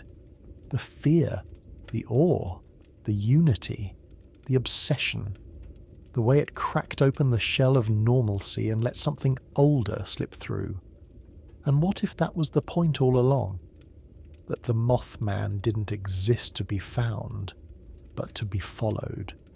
To pull people into the larger machinery of high strangeness. To make witnesses into participants. To turn researchers into characters in their own narrative. Keel himself was not immune. As his investigation deepened, he became part of the story. His phone calls were intercepted. His mail tampered with. He was given false information by people he later suspected weren't people at all. He found himself chasing ghosts through his own notebook. Was he paranoid? Perhaps. Was he overwhelmed? Certainly. But was he wrong? That's harder to answer. Because high strangeness resists clarity. It muddies intention. It rearranges timelines, it dangles answers just out of reach, then shifts the question entirely. And yet, it leaves traces. Not physical evidence, but emotional residue. Ask the people of Point Pleasant. Ask them what it felt like. The dreams, the static, the watchers. They may not have the words, but they remember. And in that remembering, they carry the scar of something larger. Something that, even now, hovers above the trees, not in body, but in suggestion. The Mothman may have flown, but the phenomenon never left. It simply changed its face. In most monster stories, the sky doesn't matter. What happens happens in the woods, or the water, or the shadows between buildings. The domain of cryptids is usually low to the ground. Footprints in the dirt, fur snagged on a tree branch, shapes ducking behind roadside bushes. But the Mothman story was never a typical monster story. And if you looked up during the long months when Point Pleasant was held in the grip of something vast and unseen, you would have found that the strangeness wasn't limited to what walked the land. It was above them too, floating, watching, pulsing through the atmosphere like a signal. From November 1966 through December 1967, sightings of unidentified flying objects flooded the Ohio River Valley. Sometimes they were reported in tandem with sightings of the winged creature. Sometimes they appeared entirely on their own. But they were there, dozens of them, lights in the sky that hovered silently, metallic discs that danced against the stars then vanished in an instant, red orbs that zipped from horizon to horizon with impossible speed, flashing sequences that blinked out Morse-like patterns before disappearing over the treetops. It wasn't just farmers and insomniacs seeing these things. Police officers reported them, truck drivers, teachers, journalists, children. In some cases, whole groups of people would watch them for long stretches of time, 10, 20 minutes, before the lights winked out or bolted into the night. What set these sightings apart wasn't just their number or their consistency. It was their proximity to the Mothman narrative, the timing, the geography, the fact that just as this massive winged figure was said to be circling the ruined bunkers of the TNT area, something else was circling above the region. Something that made no sound. Something that obeyed no known rules of flight. Keel became fascinated by this convergence. He hadn't come to Point Pleasant looking for UFOs, but they kept finding him. The more he investigated the creature, the more people pulled him aside to whisper about what they'd seen overhead. One man said he watched a cigar-shaped craft hover for nearly 5 minutes above his barn, spinning silently, before vanishing in a blue flash. Another woman, a nurse, described 3 glowing discs that hovered outside her 3rd-story window, rotating like coins balanced on a fingertip. There were even reports of physical interference, radios cutting out, watches stopping, headaches, nausea, the air turning metallic. One man claimed his car engine died completely when a disc passed directly overhead and didn't start again until the object was gone. There was a pattern forming, but it wasn't linear, it wasn't logical.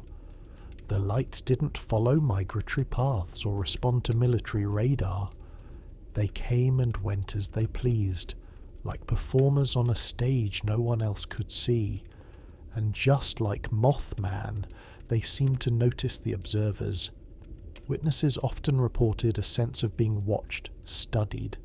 Some said they felt emotions they couldn't explain. Dread, yes, but also melancholy, awe, longing. A few described the experience as religious, sacred.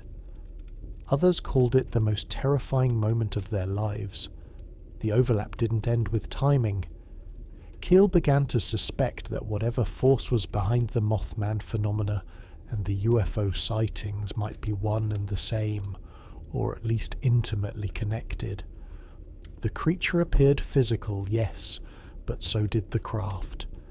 And both defied natural laws, both inspired dreams, both preceded and followed strange phone calls, missing time, malfunctioning electronics, and a subtle warping of reality itself.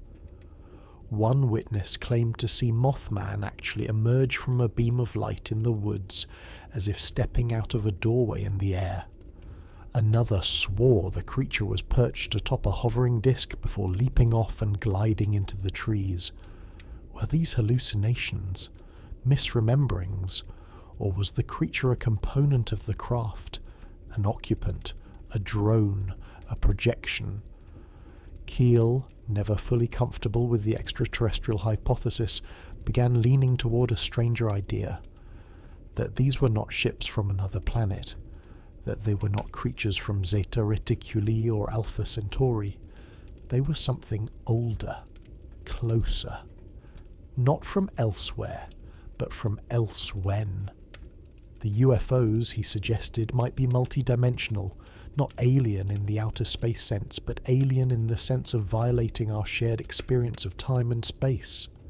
And the Mothman, then, might be their emissary, a beacon, a symbol, a biological device calibrated to our deepest instincts. If the lights in the sky were the machinery of some greater intelligence, then the creature was the flare fired downward, something to stir our attention, to see how we'd react. These were not separate phenomena, they were threads of the same tapestry, and once that idea took hold, everything became suspect. A bright star at the wrong time of night, a humming sound in the trees, a power outage that didn't make sense. The old folk stories of glowing balls of light that haunted Appalachian trails, the orbs painted in Native American petroglyphs, the fiery chariots of Ezekiel, the Foo Fighters of World War II. It wasn't that Mothman and the UFOs appeared together, it was that they always had, throughout history, under different names, in different forms, always hovering at the edge of what we allow ourselves to believe, always just far enough away that proof slips through the fingers, but close enough to leave a mark. Even now, decades later, when people talk about the lights in Point Pleasant, they do so with a strange caution, as if remembering something from a dream, as if trying not to wake it up. Because the sky above the town still feels different to some, not in a dramatic way. There are no obvious ships now, no beams of light or red orbs dancing across the river, but in a quiet way, an atmospheric way, like the air still remembers what passed through it, and what might return. In the Mothman legend, it's easy to focus on the wings, the eyes, the fear, but the truth is, the story was never just grounded. It was always looking up, and what it saw was not just a creature, but a presence, one that lives not just in the woods or the bunkers, but in the endless silent space above our heads, waiting. For all the stories told about the Mothman, for all the sketches, theories, headlines, and souvenirs, perhaps none carries more emotional weight than the question at the heart of it all. Was it trying to warn us? It's a question that splits believers and skeptics, locals and outsiders, cryptozoologists and folklorists alike. Because when 46 people died in the collapse of the Silver Bridge on December the 15th, 1967, and the creature was never seen again, the town of Point Pleasant was left not just with grief, but with a choice. Choice about how to remember, how to interpret, how to carry a story that offered no closure. In the months before the collapse, the sightings of the creature had intensified. People saw it by the river, by the bridge, watching, perched silently. And in hindsight, these moments took on a new kind of gravity. Was it a coincidence? Or was the creature there because it knew something was coming? Was it circling the bridge not as a predator, but as a mourner before the fact? This idea, the Mothman as a harbinger, has become one of the most enduring frames through which the story is told. Not a monster, but a messenger. Not a threat, but a warning. The red eyes, then, are not weapons, but signals. The dread, not a fear of harm, but a recognition that something terrible approaches. In folklore, these figures are not rare. Many cultures around the world tell stories of omens, creatures, spirits, or signs that appear before disaster. In Ireland, there is the banshee, whose wailing foretells death. In parts of Scandinavia, black dogs are said to appear on the roads before a tragedy. In some indigenous traditions, thunderbirds carry messages from the spirit world. These entities don't cause the calamity. They arrive in its shadow. They come to warn, to prepare, to bear witness. Could the Mothman be such a figure? The symbolism is uncanny. Wings, long associated with messengers. Red eyes, a colour tied to urgency. Danger, the liminal space between here and elsewhere. Silence, the stillness of something sacred or alien. Appearing again and again, always just far enough away to evade capture, but never so far as to be irrelevant. Even the timing lines up. In the final weeks before the bridge fell, the sightings were reported more frequently and closer to the river. Then, nothing. As if its purpose had been fulfilled, as if it had tried. But not all interpretations are so generous. Others believe the Mothman was no guardian but a curse, a dark omen, a signal not of warning but of doom, a prelude, not to preparation, but to punishment. In this framing, the creature becomes a figure of judgment, an ancient force summoned not by chance but by imbalance, by disruption, by something the town or the land or the world had done wrong, perhaps not consciously, but karmically. And if that's the case, then the bridge wasn't just a tragedy, it was a rupture, the final act in a drama that had been unfolding silently above the treetops. There are those who believe that wherever Mothman appears, disaster follows, that it has been seen elsewhere too, before earthquakes, plane crashes, industrial collapses, that it is drawn to suffering, or worse, that it feeds on it, that it is not a passive witness but an active participant, a being that arrives not to stop the tragedy but to preside over it, a vulture, not an angel. This darker vision has its roots in fear, in the helplessness we feel when confronted with the vast impersonal machinery of catastrophe. When we lose someone suddenly, we look for meaning, and when we cannot find it in reason, we seek it in story. Mothman, then, becomes the face of our confusion, a shape we hang on the blank space where justice and logic should be. But there is a third interpretation, less common but no less potent. That Mothman is not a warning or a curse, but something else entirely. A protector, a guardian, a presence that, despite its frightening appearance, means no harm. That perhaps the reason it showed itself was because it cared. That it appeared again and again not to scare but to be seen, to be acknowledged, to try, in whatever way it could, to alert those who might still be saved, and that the dread it evoked was not evil, but ancient. The same feeling you get standing at the edge of the ocean during a storm, or beneath a blood-red moon, or beside a dying animal, something primal and humbling, a recognition of forces beyond comprehension. In this framing, the tragedy was not proof of its malevolence, but of our inability to listen, that the message was sent, but never fully received, that the creature left because it had done all it could. And this idea, quiet, aching, hopeful, is the one that perhaps endures most deeply in those who continue to keep the legend alive.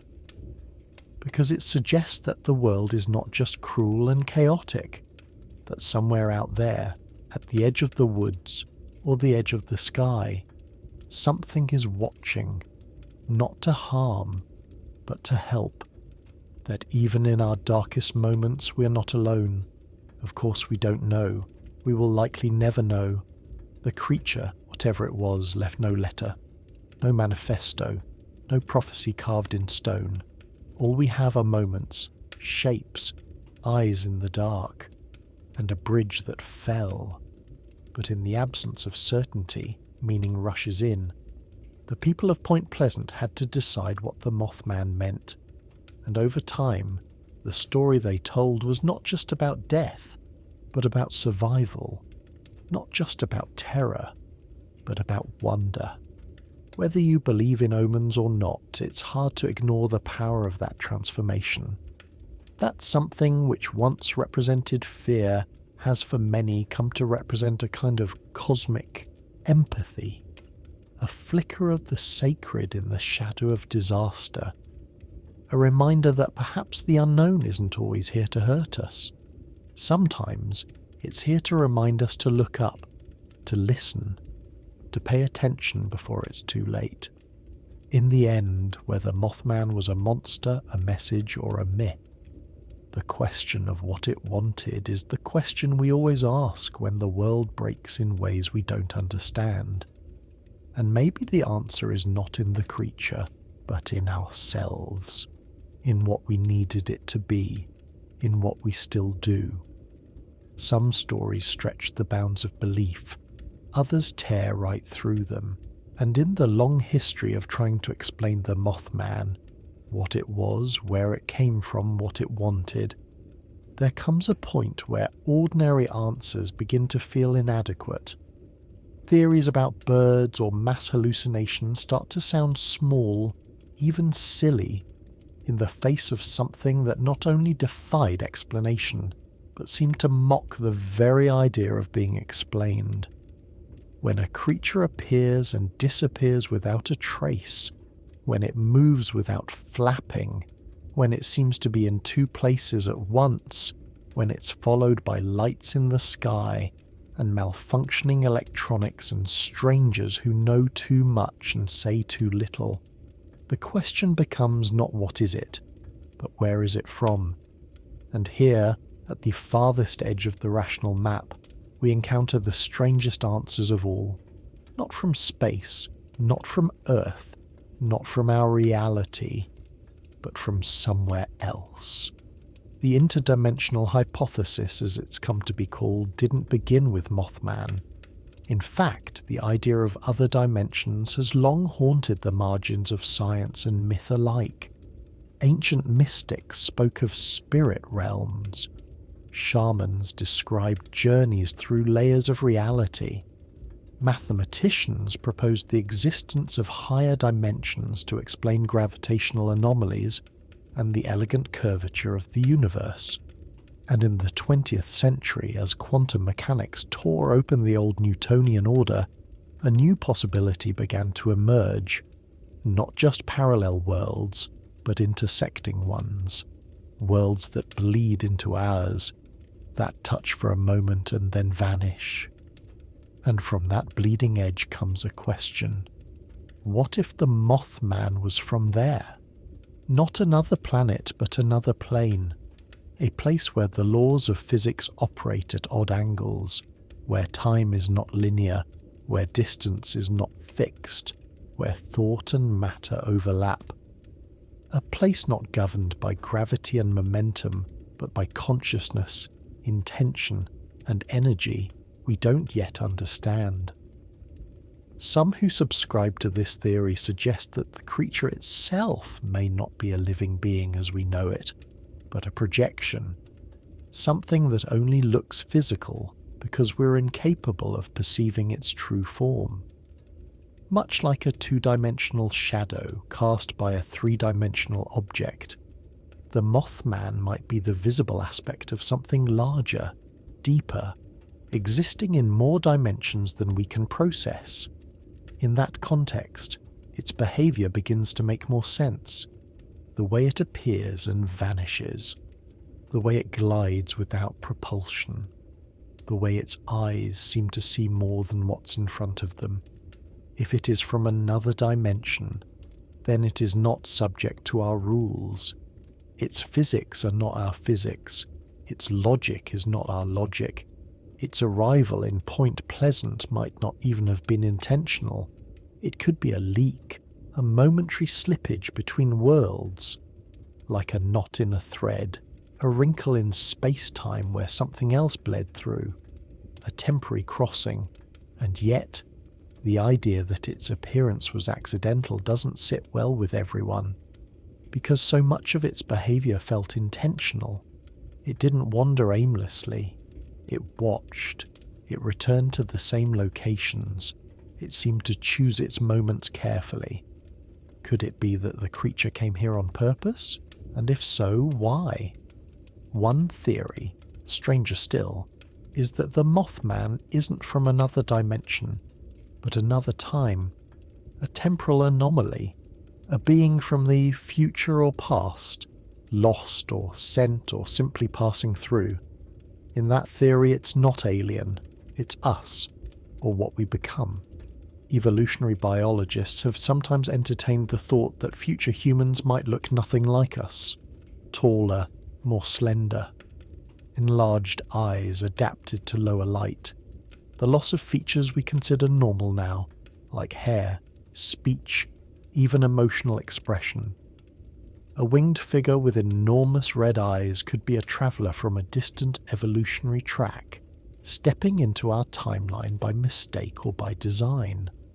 Some even suggest that the Mothman's presence in Point Pleasant wasn't about witnessing tragedy, but trying to understand it. That if time is not linear for such beings, then they might observe past disasters the way historians visit old ruins, not to change them, not to interfere, but to learn, to witness.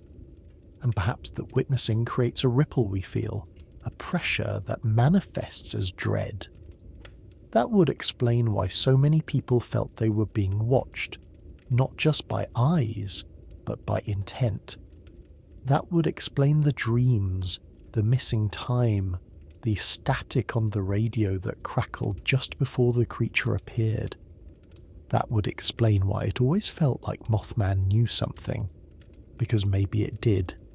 There is also the possibility, less tidy, more terrifying, that the creature was never from anywhere at all, that it exists between, that it doesn't belong to any reality or dimension or timeline, but slips through them like smoke through a keyhole, that it doesn't have a home or an origin, only thresholds. It exists at the crossroads of perception. It feeds on attention. It is summoned not by ritual but by noticing. This theory edges into metaphysics, into ideas about consciousness creating reality, that perhaps there are entities which emerge from the collective psyche, beings whose form is determined not by biology, but by observation. The Mothman then becomes a tulpa, an idea made flesh, a thought given wings, born not in space or time, but in the gap between belief and experience. It appears because we are afraid, because we are uncertain, because we are looking, and when it no longer serves that function, it disappears, not dead, not gone, just folded back into the void it came from. Whether it is a traveller, a trickster, a messenger, or a mistake, the interdimensional theory offers something most others don't. It accepts the absurdity. It does not try to fit the creature into known categories. It does not force a material explanation onto an immaterial experience. It says, yes, this is strange, and that strangeness is the point. That is why this idea, fringe though it may be, endures, because it does not seek to reduce the story. It seeks to honor it, to expand it, to say that maybe, just maybe, we are not meant to understand everything, that some things pass through our world not to be explained, but to remind us that the world is wider, stranger, and more beautiful than we imagined, and that sometimes, when we look up and see something that should not be there, what we are seeing is not just a creature, but the edge of the map, the glimpse beyond the curtain, the outline of the impossible. And that's enough. We don't need to catch it, or name it, or prove it. We just need to know it was here. The mind is a haunted house. Every creaking floorboard of memory, every flickering light of emotion, every door we keep closed but never forget. Our thoughts live there.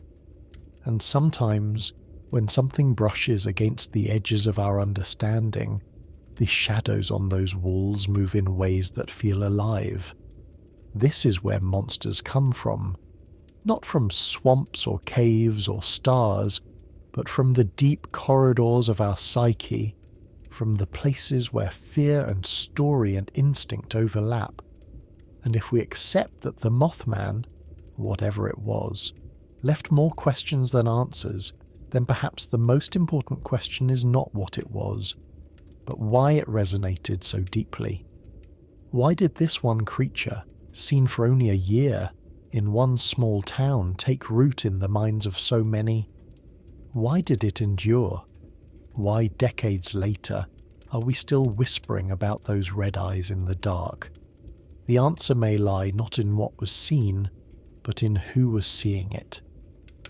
Because the Mothman, like all enduring legends, was shaped not just by witnesses, but by the emotional architecture of the people involved. In Point Pleasant, there was already a quiet tension in the air. The Cold War loomed, the Vietnam War raged, the nation itself seemed to be tearing at the seams, culturally, politically, spiritually.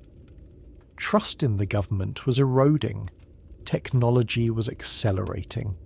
The world felt less grounded by the day, and for a small town tucked away on the banks of a slow river, these changes were not abstract. They were felt in job loss, in television reports, in the unsettling hum of a new age creeping in. The Mothman then didn't arrive in a vacuum. It arrived in a place already brimming with unease, and the human brain, ever adaptive, ever alert, is built to notice patterns, to detect threats, to assign meaning where there is ambiguity. This isn't irrationality, it's survival, it's evolution. We are wired to believe before we disbelieve, to interpret before we dismiss, because the cost of missing a real threat is higher than the cost of mistaking a shadow for one. And in that evolutionary gap, mythology blooms. In 1966, when those first witnesses saw the creature by the TNT plant, their descriptions were vivid, urgent, and strangely consistent. And yet, with each retelling, the details began to sharpen. Not blur, but sharpen, as if the act of remembering was also an act of co-creation. This is how shared narratives work. They solidify over time, not necessarily through deceit or exaggeration, but through alignment. We remember what we're told is important. We forget what doesn't fit the pattern. We trim the edges until the shape feels complete. And in Point Pleasant, the shape that formed was tall, winged, and watching. It was the perfect vessel for what psychologist Carl Jung might have called an archetype, a universal symbol that embodies a collective emotional truth. The Mothman fit the mould of the Watcher, the Omen, the unknown other. But he also embodied the trickster, the messenger, the rejected angel. It's no coincidence that his appearance invited so many interpretations, because the creature functioned like a psychological mirror. People saw in him what they most feared, or most needed. For some, he was death. For others, warning. For a few, revelation. But always, he was a disruption, a rupture in the day-to-day, a reminder that reality has cracks. And through those cracks, our deeper selves look back. The red eyes, so often mentioned, are perhaps the most psychologically telling feature. Red is a primal colour, linked to danger, passion, violence, alertness. But as a dark, red is also the colour that burns last. It stays when all else fades. When people described those eyes, they rarely spoke of malice. They spoke of awareness, of presence. The terror they felt was not of being attacked, but of being understood. That's the uncanny valley of the Mothman. Not that he was inhuman, but that he seemed too human in all the wrong ways, too still, too deliberate, too much like something thinking behind a mask. This unease isn't just cultural, it's neurological. Our brains are finely tuned to faces, to gaze, to intention. When we sense we're being watched, a cascade of mental and physiological responses kick in. Heart rate rises, attention narrows, the amygdala lights up. This is why a figure in the distance is far more unsettling when it looks back. Mothman, whether real or imagined, triggered this loop, and once triggered, the mind does not forget. The emotion, fear, awe, confusion etches the memory in deeper than reason ever could. It creates a scar, a reference point, a story. And stories are how we understand ourselves. They are not just entertainment. They are maps, blueprints for meaning, ways to frame the incomprehensible. And the Mothman story at its core is not about a monster. It's about intrusion, about vulnerability, about the moment when the everyday world falters and something unspeakable peers through the cracks. That's why it sticks. That's why people still return to it. Because we all fear that moment. We all secretly suspect that the veil is thinner than we pretend, that somewhere just outside our sightline something is watching, something ancient, something unbound by language, something that doesn't care if we understand it. And when we can't explain what we see, when no label, no theory, no taxonomy satisfies, we retreat inward. We fill the gap with metaphor, with symbol, with emotional truth. The Mothman becomes the feeling of dread we can't name, the sorrow before the loss, the breath held just before the world changes. In that sense, the creature isn't just psychological, it is psychology, a shadow cast by our collective awareness, a totem of the unknown, and to dismiss that would be to dismiss ourselves, because fear, at its most elemental, is a gift. It tells us when something doesn't fit, when something must be reckoned with, and what Point Pleasant reckoned with, what it still reckons with, is not just what was seen, but what it meant, what it still means. The Mothman was never just about wings or eyes or bridges. It was about the human mind grappling with the ungraspable. It was about how we respond to rupture, to the inexplicable, to the impossible.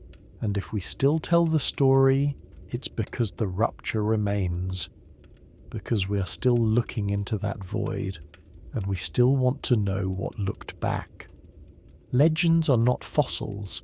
They do not sit quietly in the layers of time, waiting to be exhumed and catalogued. They are rivers, constantly reshaping their banks, devouring old paths and carving new ones, fed by the rainfall of retelling. And Mothman, more than most, is a story that refused to stay buried in the hills of West Virginia.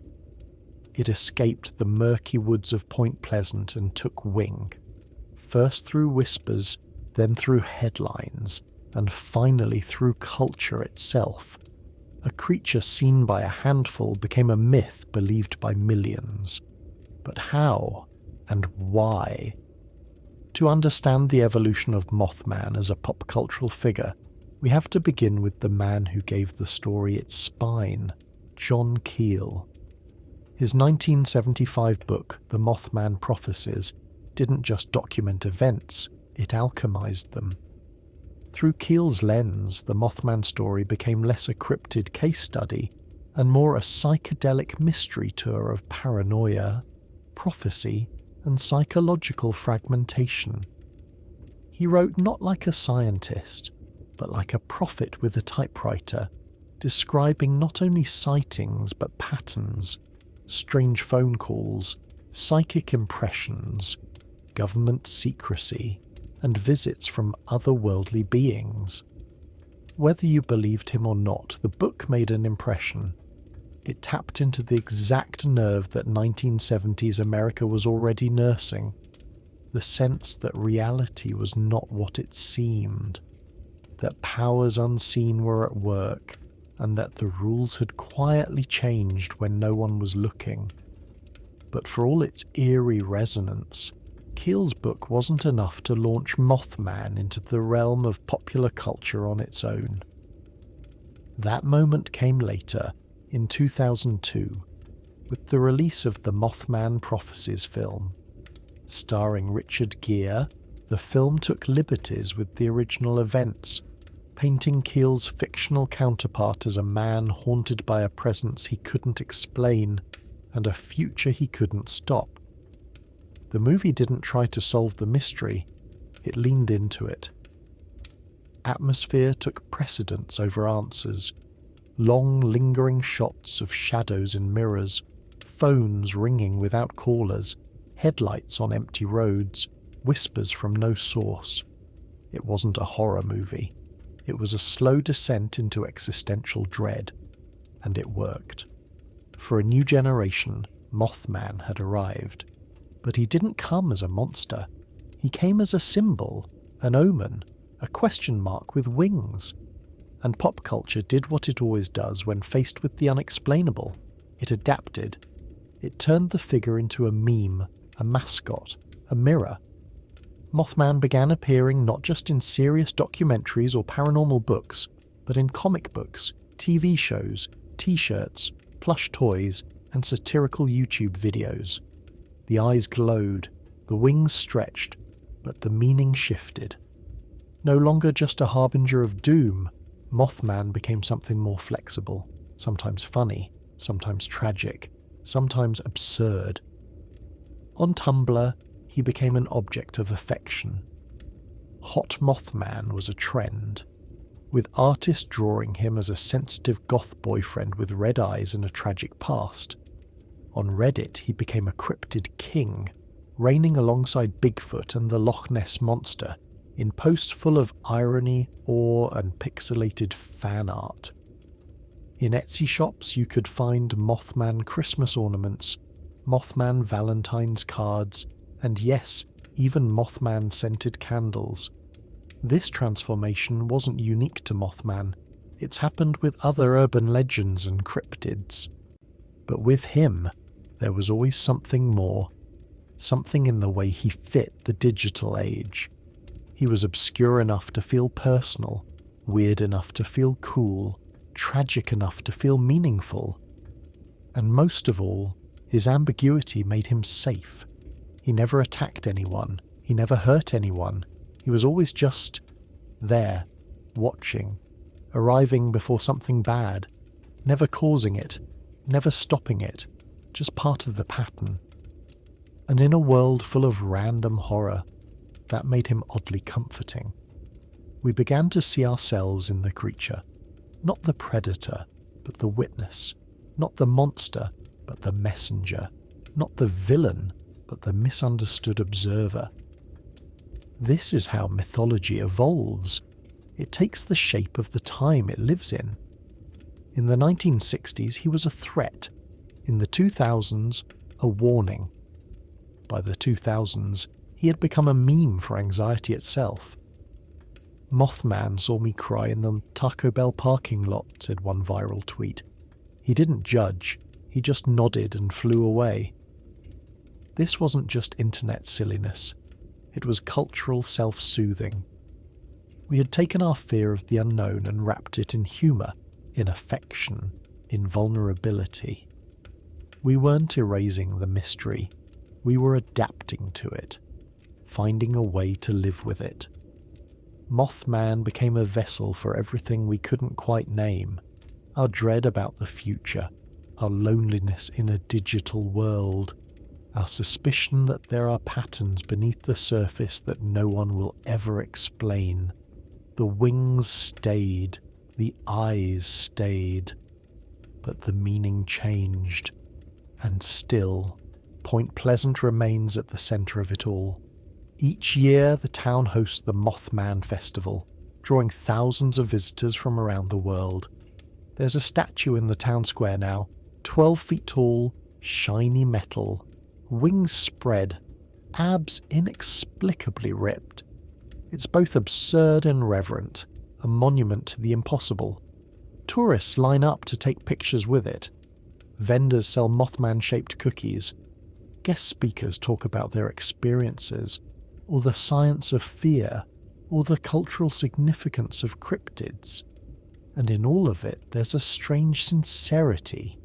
People want to believe, not necessarily in the creature, but in the story, in what it represents, in the idea that there's still mystery in the world, that not everything can be Googled, that some questions remain wild, that belief itself, when shared, becomes real. Mothman, then, is no longer just a creature.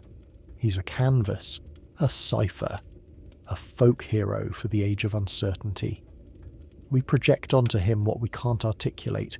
We use him to navigate the terrain of fear and fate and humour and helplessness. And through that projection, he lives on, not as a relic, but as a living myth. In every retelling he adapts, in every meme he mutates, in every plush toy and Reddit post and indie song he survives.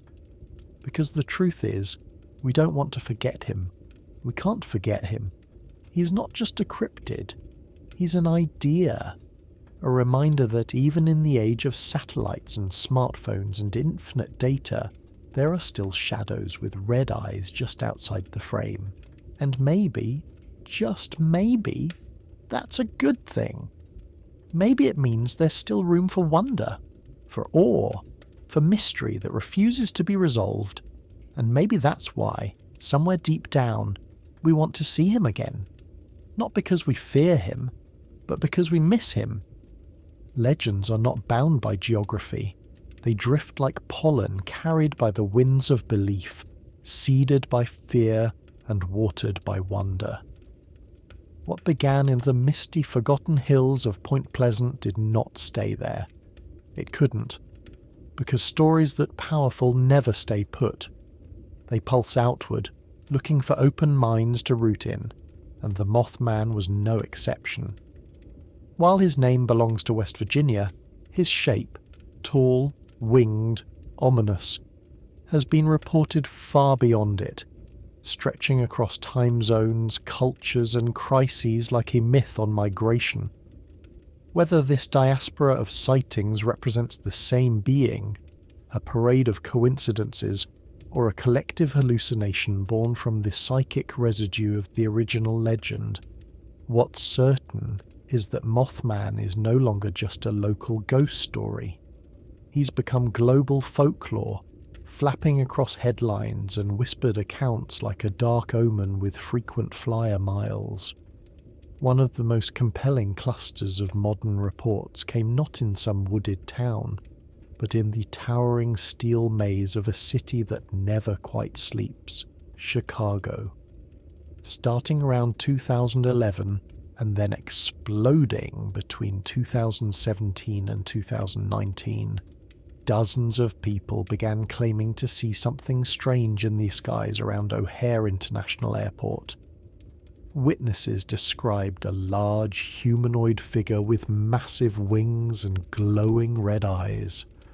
Some said bat-like, others feathered, but always large, always impossible. Security guards, truck drivers, airline staff, pedestrians, people with no reason to lie, reported fleeting glimpses of a winged figure soaring above terminals, crouching on rooftops, even staring into windshields from the air like some uninvited spectre of the sky. The phenomenon became known as the O'Hare Mothman, and for a time it felt like Point Pleasant had grown skyscrapers. The urban jungle became a new forest, and the shadows between flights became home to something watching. Local media picked it up, paranormal researchers catalogued it, online forums speculated wildly. Was it the same entity that haunted Point Pleasant half a century earlier, still circling tragedy like a moth to flame? Or was the original legend so potent that it summoned its own echoes, thought forms born from the act of collective belief? And then, as if to deepen the mystery, stories began surfacing from farther afield. In Ukraine, prior to the 1986 Chernobyl disaster, several workers claimed to have seen a large winged creature hovering above the reactor. According to later retellings, it had piercing red eyes and emitted a high-pitched screech that haunted their dreams. Some who saw it reportedly died in the explosion days later. Of course, many of these accounts only appeared in the years after Chernobyl became synonymous with catastrophe, and the lines between folklore, memory, and internet mythos blur rapidly in the digital age. But still, the pattern repeated. A figure, a warning, a collapse. In Mexico, similar stories tell of the man-bat seen before the 2009 outbreak of H1N1 flu, a creature said to bring illness or serve as its omen. In Cornwall, England, a 1976 case described a flying humanoid figure with glowing eyes terrifying a group of children. Even as recently as 2020, during the COVID-19 pandemic's darkest months, scattered reports surfaced in Europe and the American Midwest of a dark angel with red eyes. These sightings rarely gain traction in mainstream media, but they thrive in the digital underground, in Reddit threads, YouTube testimonies, podcasts whispered like seances, TikToks filmed in alleyways lit by the flicker of neon and uncertainty. And so, the wings keep flapping, not always seen, sometimes only felt. A sudden chill, a flicker in the corner of the eye, a nightmare shared by people who've never met, and always a crisis nearby, always a moment when the world is shifting. This is the connective tissue of the Mothman diaspora, not geography, but timing. Whether he's real or not, he seems to arrive in the moments when things are about to break, when tension in the air becomes a kind of psychic static, and the human mind begins tuning into frequencies we usually ignore. Frequencies made of dread, of premonition, of the feeling that something ancient is walking among us again, and it does not walk on two legs. The skeptics, of course, have their theories. Migratory birds misidentified in flight, drones, bats caught in strange light, mass hysteria. The owl theory has gained particular traction. A barred owl or great horned owl startled into flight, their eyes catching headlights, their wings wider than expected in the adrenaline blur of fear. Perhaps it's true. Perhaps all of it could be explained by feathers and nerves. But if that were the case, if it were that simple, why does the shape appear in so many places, told in so many tongues, always the same? always watching, always arriving when the clock ticks closer to disaster. It's as if the story itself has become a weather system, dropping shadows wherever belief conditions are right. You don't need to have heard of Point Pleasant to see the red eyes. You don't need to believe in Mothman to feel a tingle down your spine when walking under the power lines at dusk. Once a myth is born, it doesn't need permission to survive. It mutates, it adapts, it becomes part of the landscape, and Mothman, whatever he is, whatever he means, has joined that lineage, like the Banshee, like the Black Dog, like the Angel of Death. He's a story that keeps walking beside us, just out of reach, just out of focus, but always, always near. The diaspora is not proof of anything concrete, but it is proof of something consistent. We keep seeing this shape, we keep feeling this presence. It keeps returning, dressed in the same silhouette, humming with the same emotional charge. It's less about location now, and more about resonance. Mothman has left West Virginia, not in body, but in essence. He is the whisper before the siren, the hush before the headlines, the wing beat before the world shifts. And maybe that's why we keep looking up, not in fear, but in recognition, as if to say, I've seen you before, I know what you mean, I'm listening. We are a species defined not only by what we know, but by what we need to know. For all our satellites and supercomputers and catalogues of stars, it is the dark corners that continue to haunt us. The unexplained, the uncanny, the impossible. And in those voids, those strange little silences between the facts, we place monsters, not because we are foolish, but because we are human. There is a kind of aching logic to it. Fear, after all, is ancient. It predates language, it predates reason. And when fear sits too long in the chest, it doesn't stay silent. It starts to take shape. It begins to grow wings, eyes, teeth. It moves in the trees or watches from the hill or lands silently outside your window. This isn't madness, it's myth-making, and it is as old as firelight. Mothman, like all modern monsters, is part of that lineage. He is not just a creature of folklore, but a mirror to the emotional weather inside us. Because we don't just invent monsters to scare ourselves, we invent them to understand ourselves, to explore the edges of control, mortality, loneliness, awe. Carl Jung wrote of the shadow self, the hidden parts of the psyche that we repress, that fester in the dark until they're forced to the surface. Sometimes these shadows show up in dreams, other times they fly.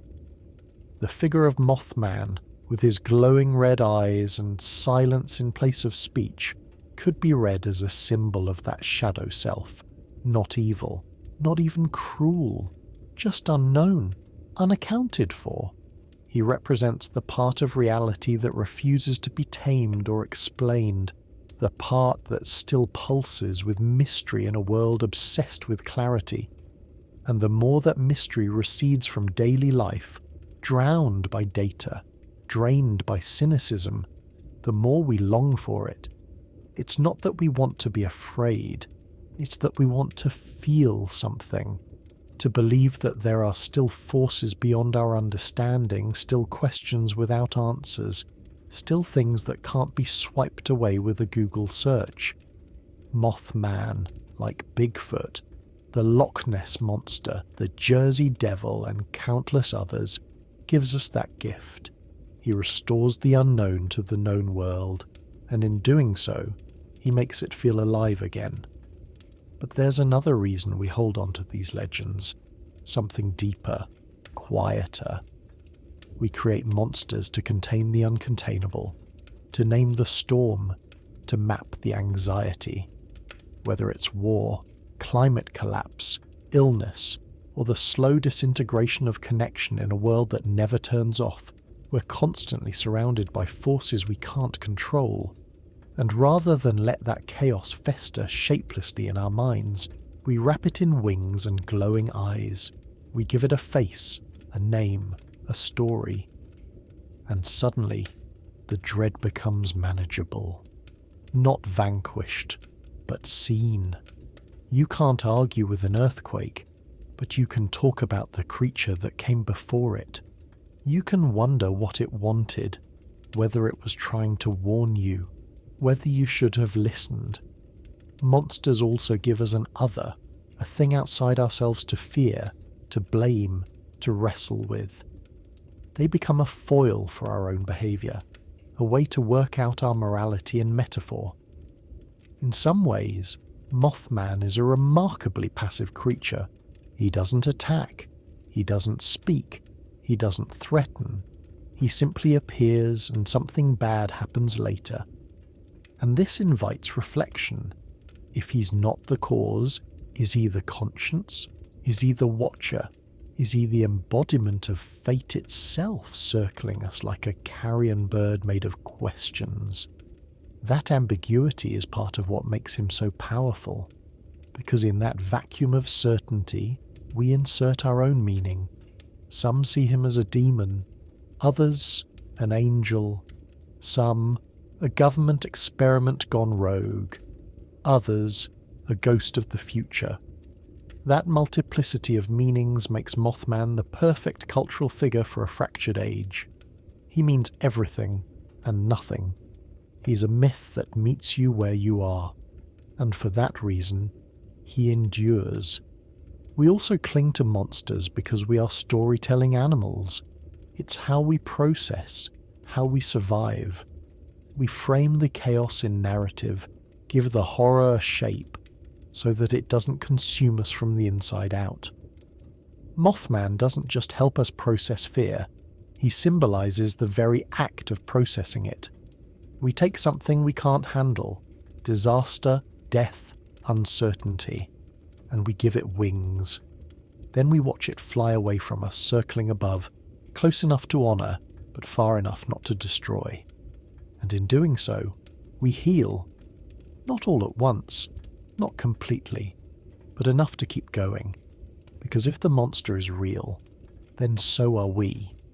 If the unknown exists, then so does the known. If there is chaos, then there is also order, however fragile, however momentary. Monsters, then, are not our enemies. They are our tools, our teachers, our shadows. And in the end, maybe that's the deepest truth of all. We do not fear the Mothman because he's dangerous. We fear him because he reminds us that some part of the world still resists explanation. And secretly, quietly, we need that reminder. We need something outside the algorithm, outside the noise, outside ourselves. And when we look up into the sky and see those wings, that shape, that flash of impossible red light, we're not just seeing a cryptid, we're seeing our own longing silhouetted against the unknown. And that longing, more than anything else, is what keeps the legend alive. In a world where science has mapped the genome, walked on the moon, and photographed black holes at the edge of time, it's easy to assume there's nothing left off the table, no mystery too fringe, no phenomenon too strange, that it can't at least be studied. But when it comes to the figure that haunted Point Pleasant in 1966, a winged humanoid with glowing red eyes seen by dozens of credible witnesses over the course of more than a year, science fell quiet, deafeningly quiet.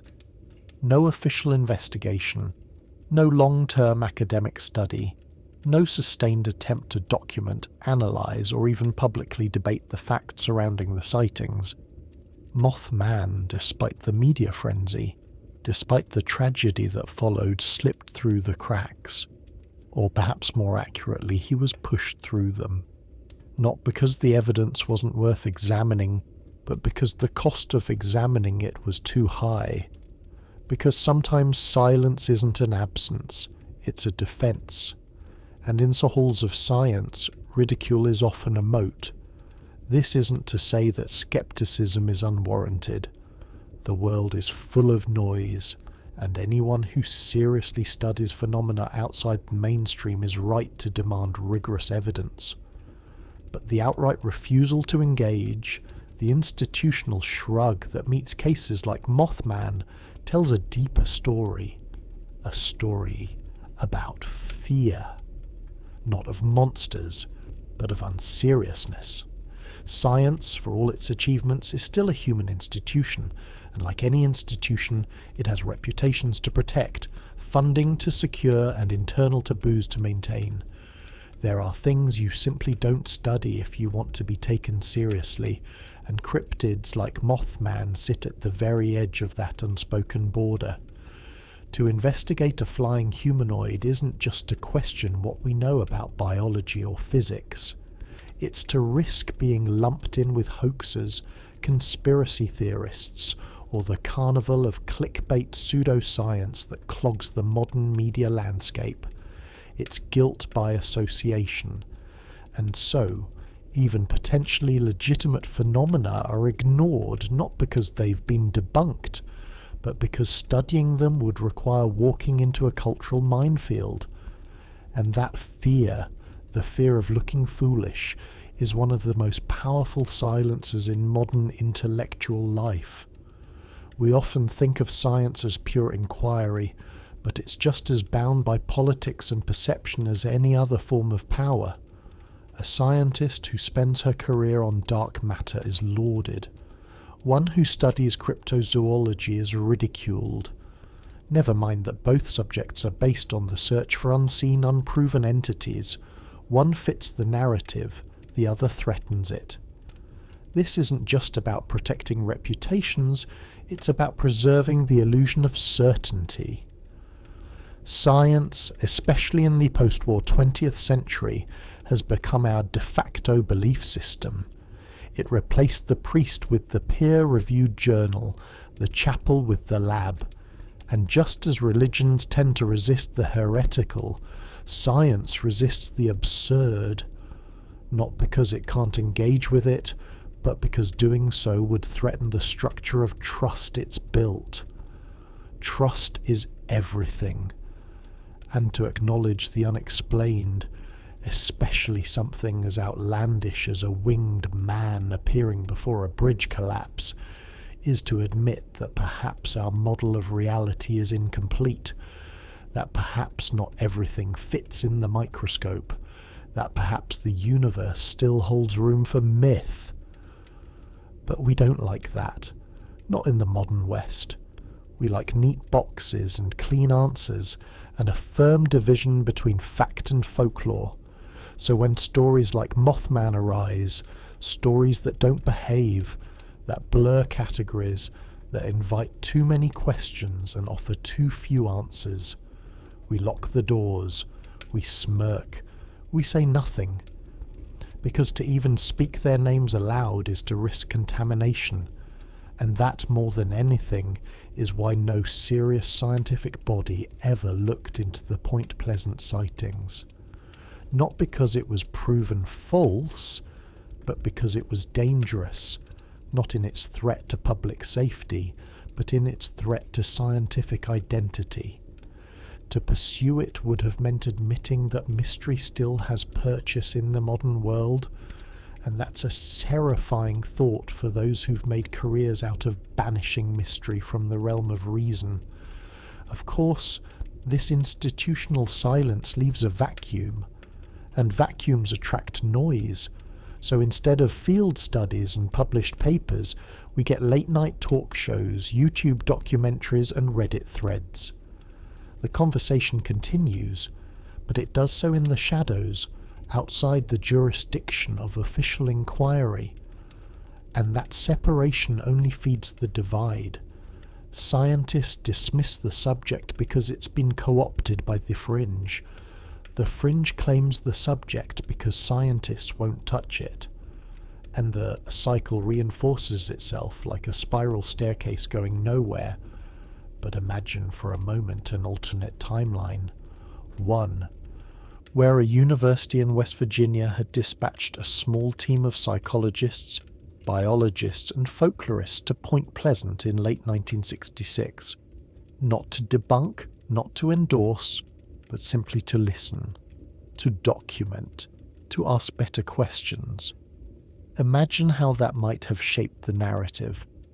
Imagine how much closer we might have come to understanding, not just Mothman, but the machinery of belief itself.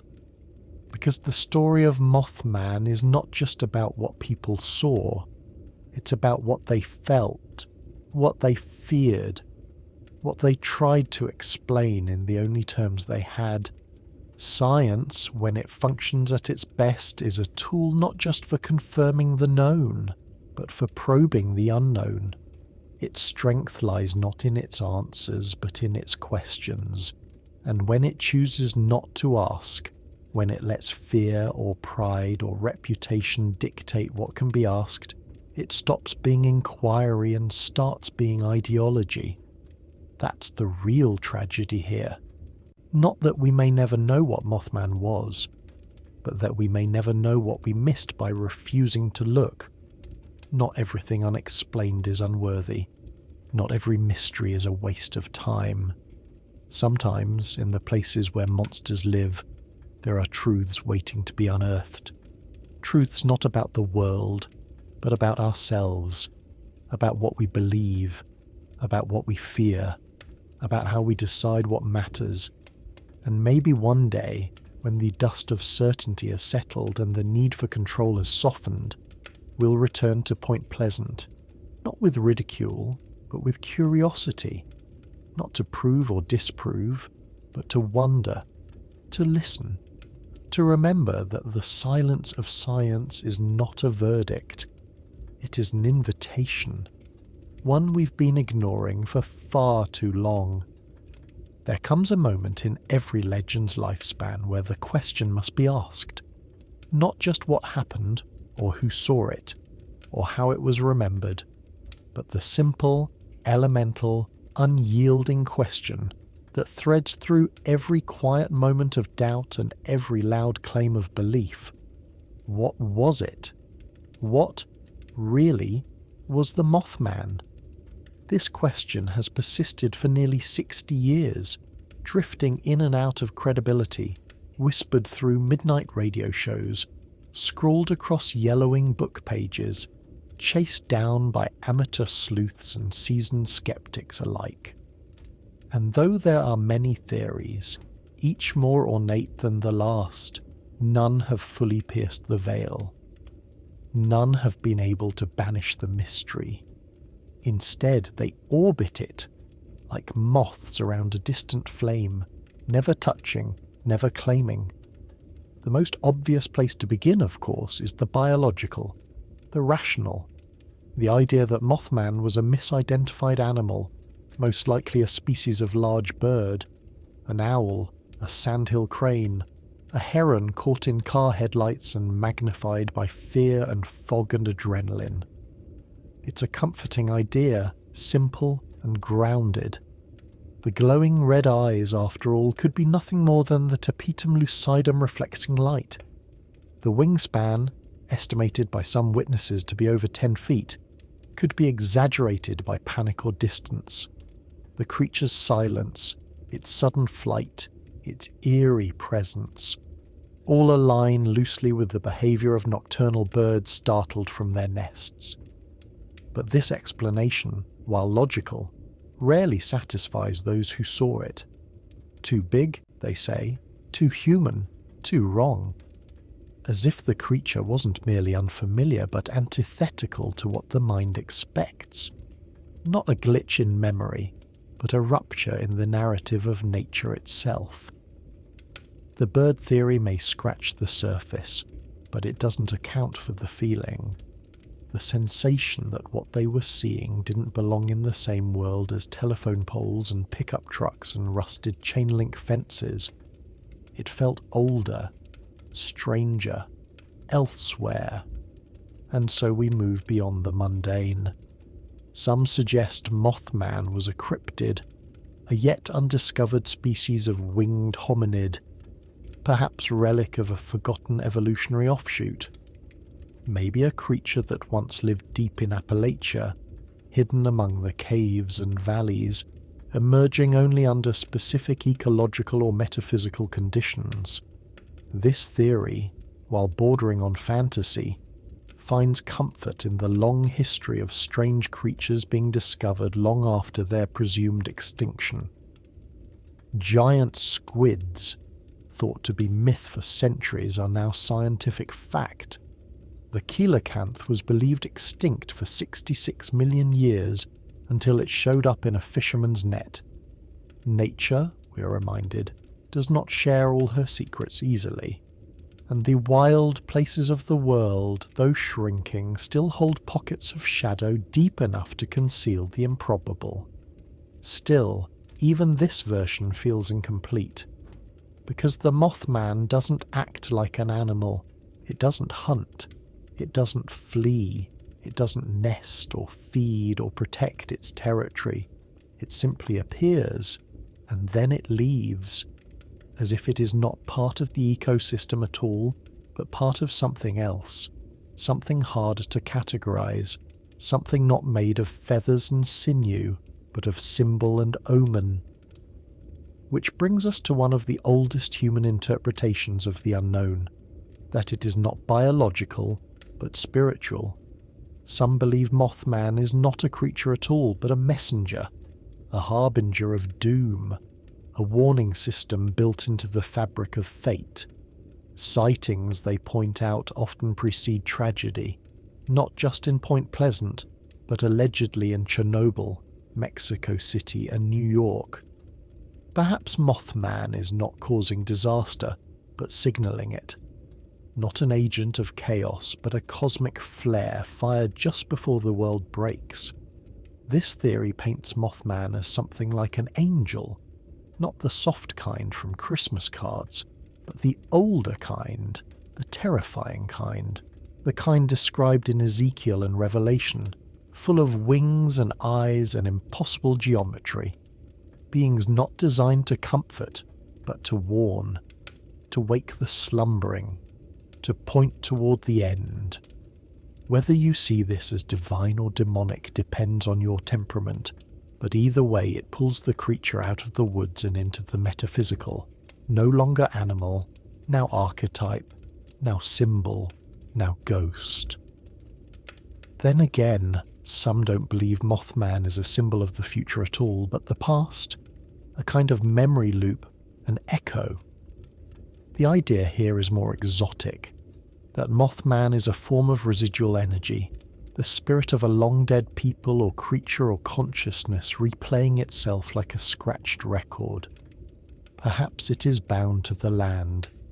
Perhaps it is a psychic scar left by some ancient trauma, replaying itself in moments of collective stress.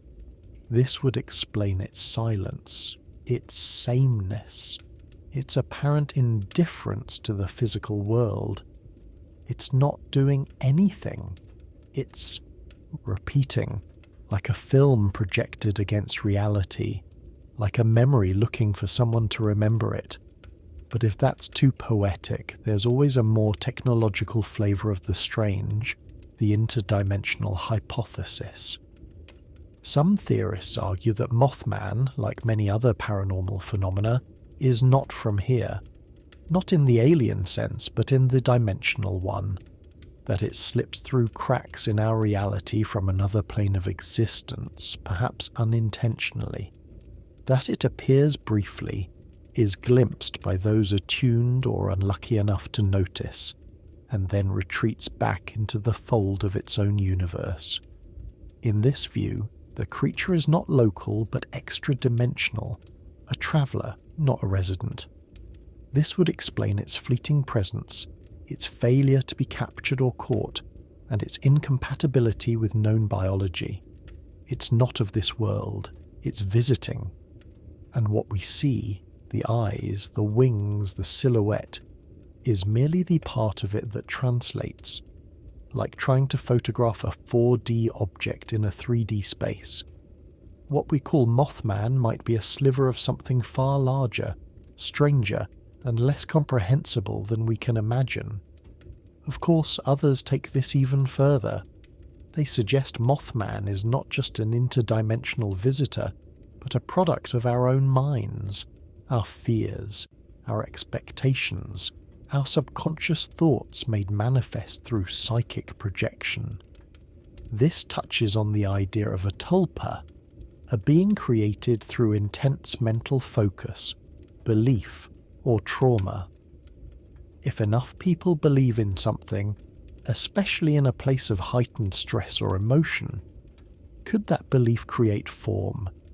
Could the town's anxiety, its economic despair, its simmering grief, have birthed something real? Not real in the traditional sense, but real enough to be seen, to be feared, to be remembered. Maybe Mothman isn't an ancient cryptid or a visitor from elsewhere. Maybe it's us. A hallucination of the collective unconscious, a symbol made solid, a mirror we accidentally touched. And then there's the final possibility, the strangest one of all, the one that says, maybe there is no single answer. Maybe Mothman is not one thing, but many. Maybe the reason the story refuses to die, the reason it remains both vivid and elusive, is because it resists containment. Maybe it isn't a creature to be catalogued, but a phenomenon to be experienced, a flare in the reality we take for granted, a moment where something slips, and we catch a glimpse, a fold in the curtain, a breath of the other, something that reminds us we do not understand the world as well as we pretend, that for all our science and logic and infrastructure we are still surrounded by shadows, and sometimes those shadows fly. What really was the Mothman? A bird? A beast? A god? A ghost? A metaphor? A mistake? We don't know. Maybe we're not supposed to. Maybe that's the point.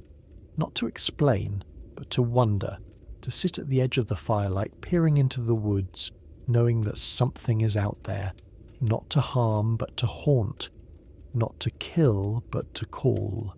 And if you hear that call, if you glimpse those eyes in the dark, don't be afraid. Or rather, be afraid, but also curious, because fear is just the start of the story. What comes next is up to you. We began tonight with a whisper, a rustle of wings in the dark, a pair of red eyes glowing just beyond the reach of reason. And what followed was not just a journey through a sleepy town's haunted past, but through the very fabric of our own uncertainty. In Point Pleasant, West Virginia, the Mothman wasn't just a creature. It was a rupture, a symbol, a question with feathers and a shadow, something that refused to sit still long enough to be solved. And that, more than anything, is why it endured. We've walked through the winding roads of 1966, stood beside startled couples on the fringes of the TNT area, listened to the skeptical chuckles of reporters and the rattled testimonies of those who swear what they saw was real. We felt the chill of tragedy with the collapse of the Silver Bridge and watched as a town's sorrow merged forever with its mythology. We followed the creature beyond Point Pleasant, into cities and forests, borders and years, and wondered why it kept reappearing, like a refrain, like a memory we weren't ready to let go of. We explored explanations that tried to contain it. Cranes, owls, hoaxes, hallucinations. We tiptoed into deeper waters, spirits, visitors, psychic projections, and at every turn the mystery smiled back at us with the same unreadable gaze, not daring us to solve it, but inviting us to live with it. In a world that so often demands closure, where every question is expected to have an answer, The Mothman stands as a monument to the unknown, a strange kind of grace, proof that not every dark shape in the night is a threat. Sometimes it's an invitation, a reminder that our maps are still incomplete, that our definitions of real and imagined are thinner than we think, and that every so often something steps out of the fog not to harm us, but to remind us that we are still small, still unfinished, still surrounded by things we do not understand. That might be the most beautiful thing about stories like this one, not that they terrify us, but that they humble us. They crack open the tidy walls of our logic just wide enough to let in the wind, the mystery, the awe. And maybe, when you think about it, that's what we're really chasing on nights like this. Not monsters, not proof, but wonder. And if you've made it this far with me, if your eyes are still open, your thoughts still lingering on those strange red eyes in the dark, then maybe you're the kind of person who understands that wonder isn't something you outgrow, it's something you return to, again and again. Thank you for spending your night with me, and for letting your imagination breathe. If you enjoyed tonight's inquiry, I hope you'll take a moment to like and subscribe. It helps me reach other sleepless souls who might be searching for the same quiet magic you found here. And if you're somehow still awake, what are you doing? Go to bed.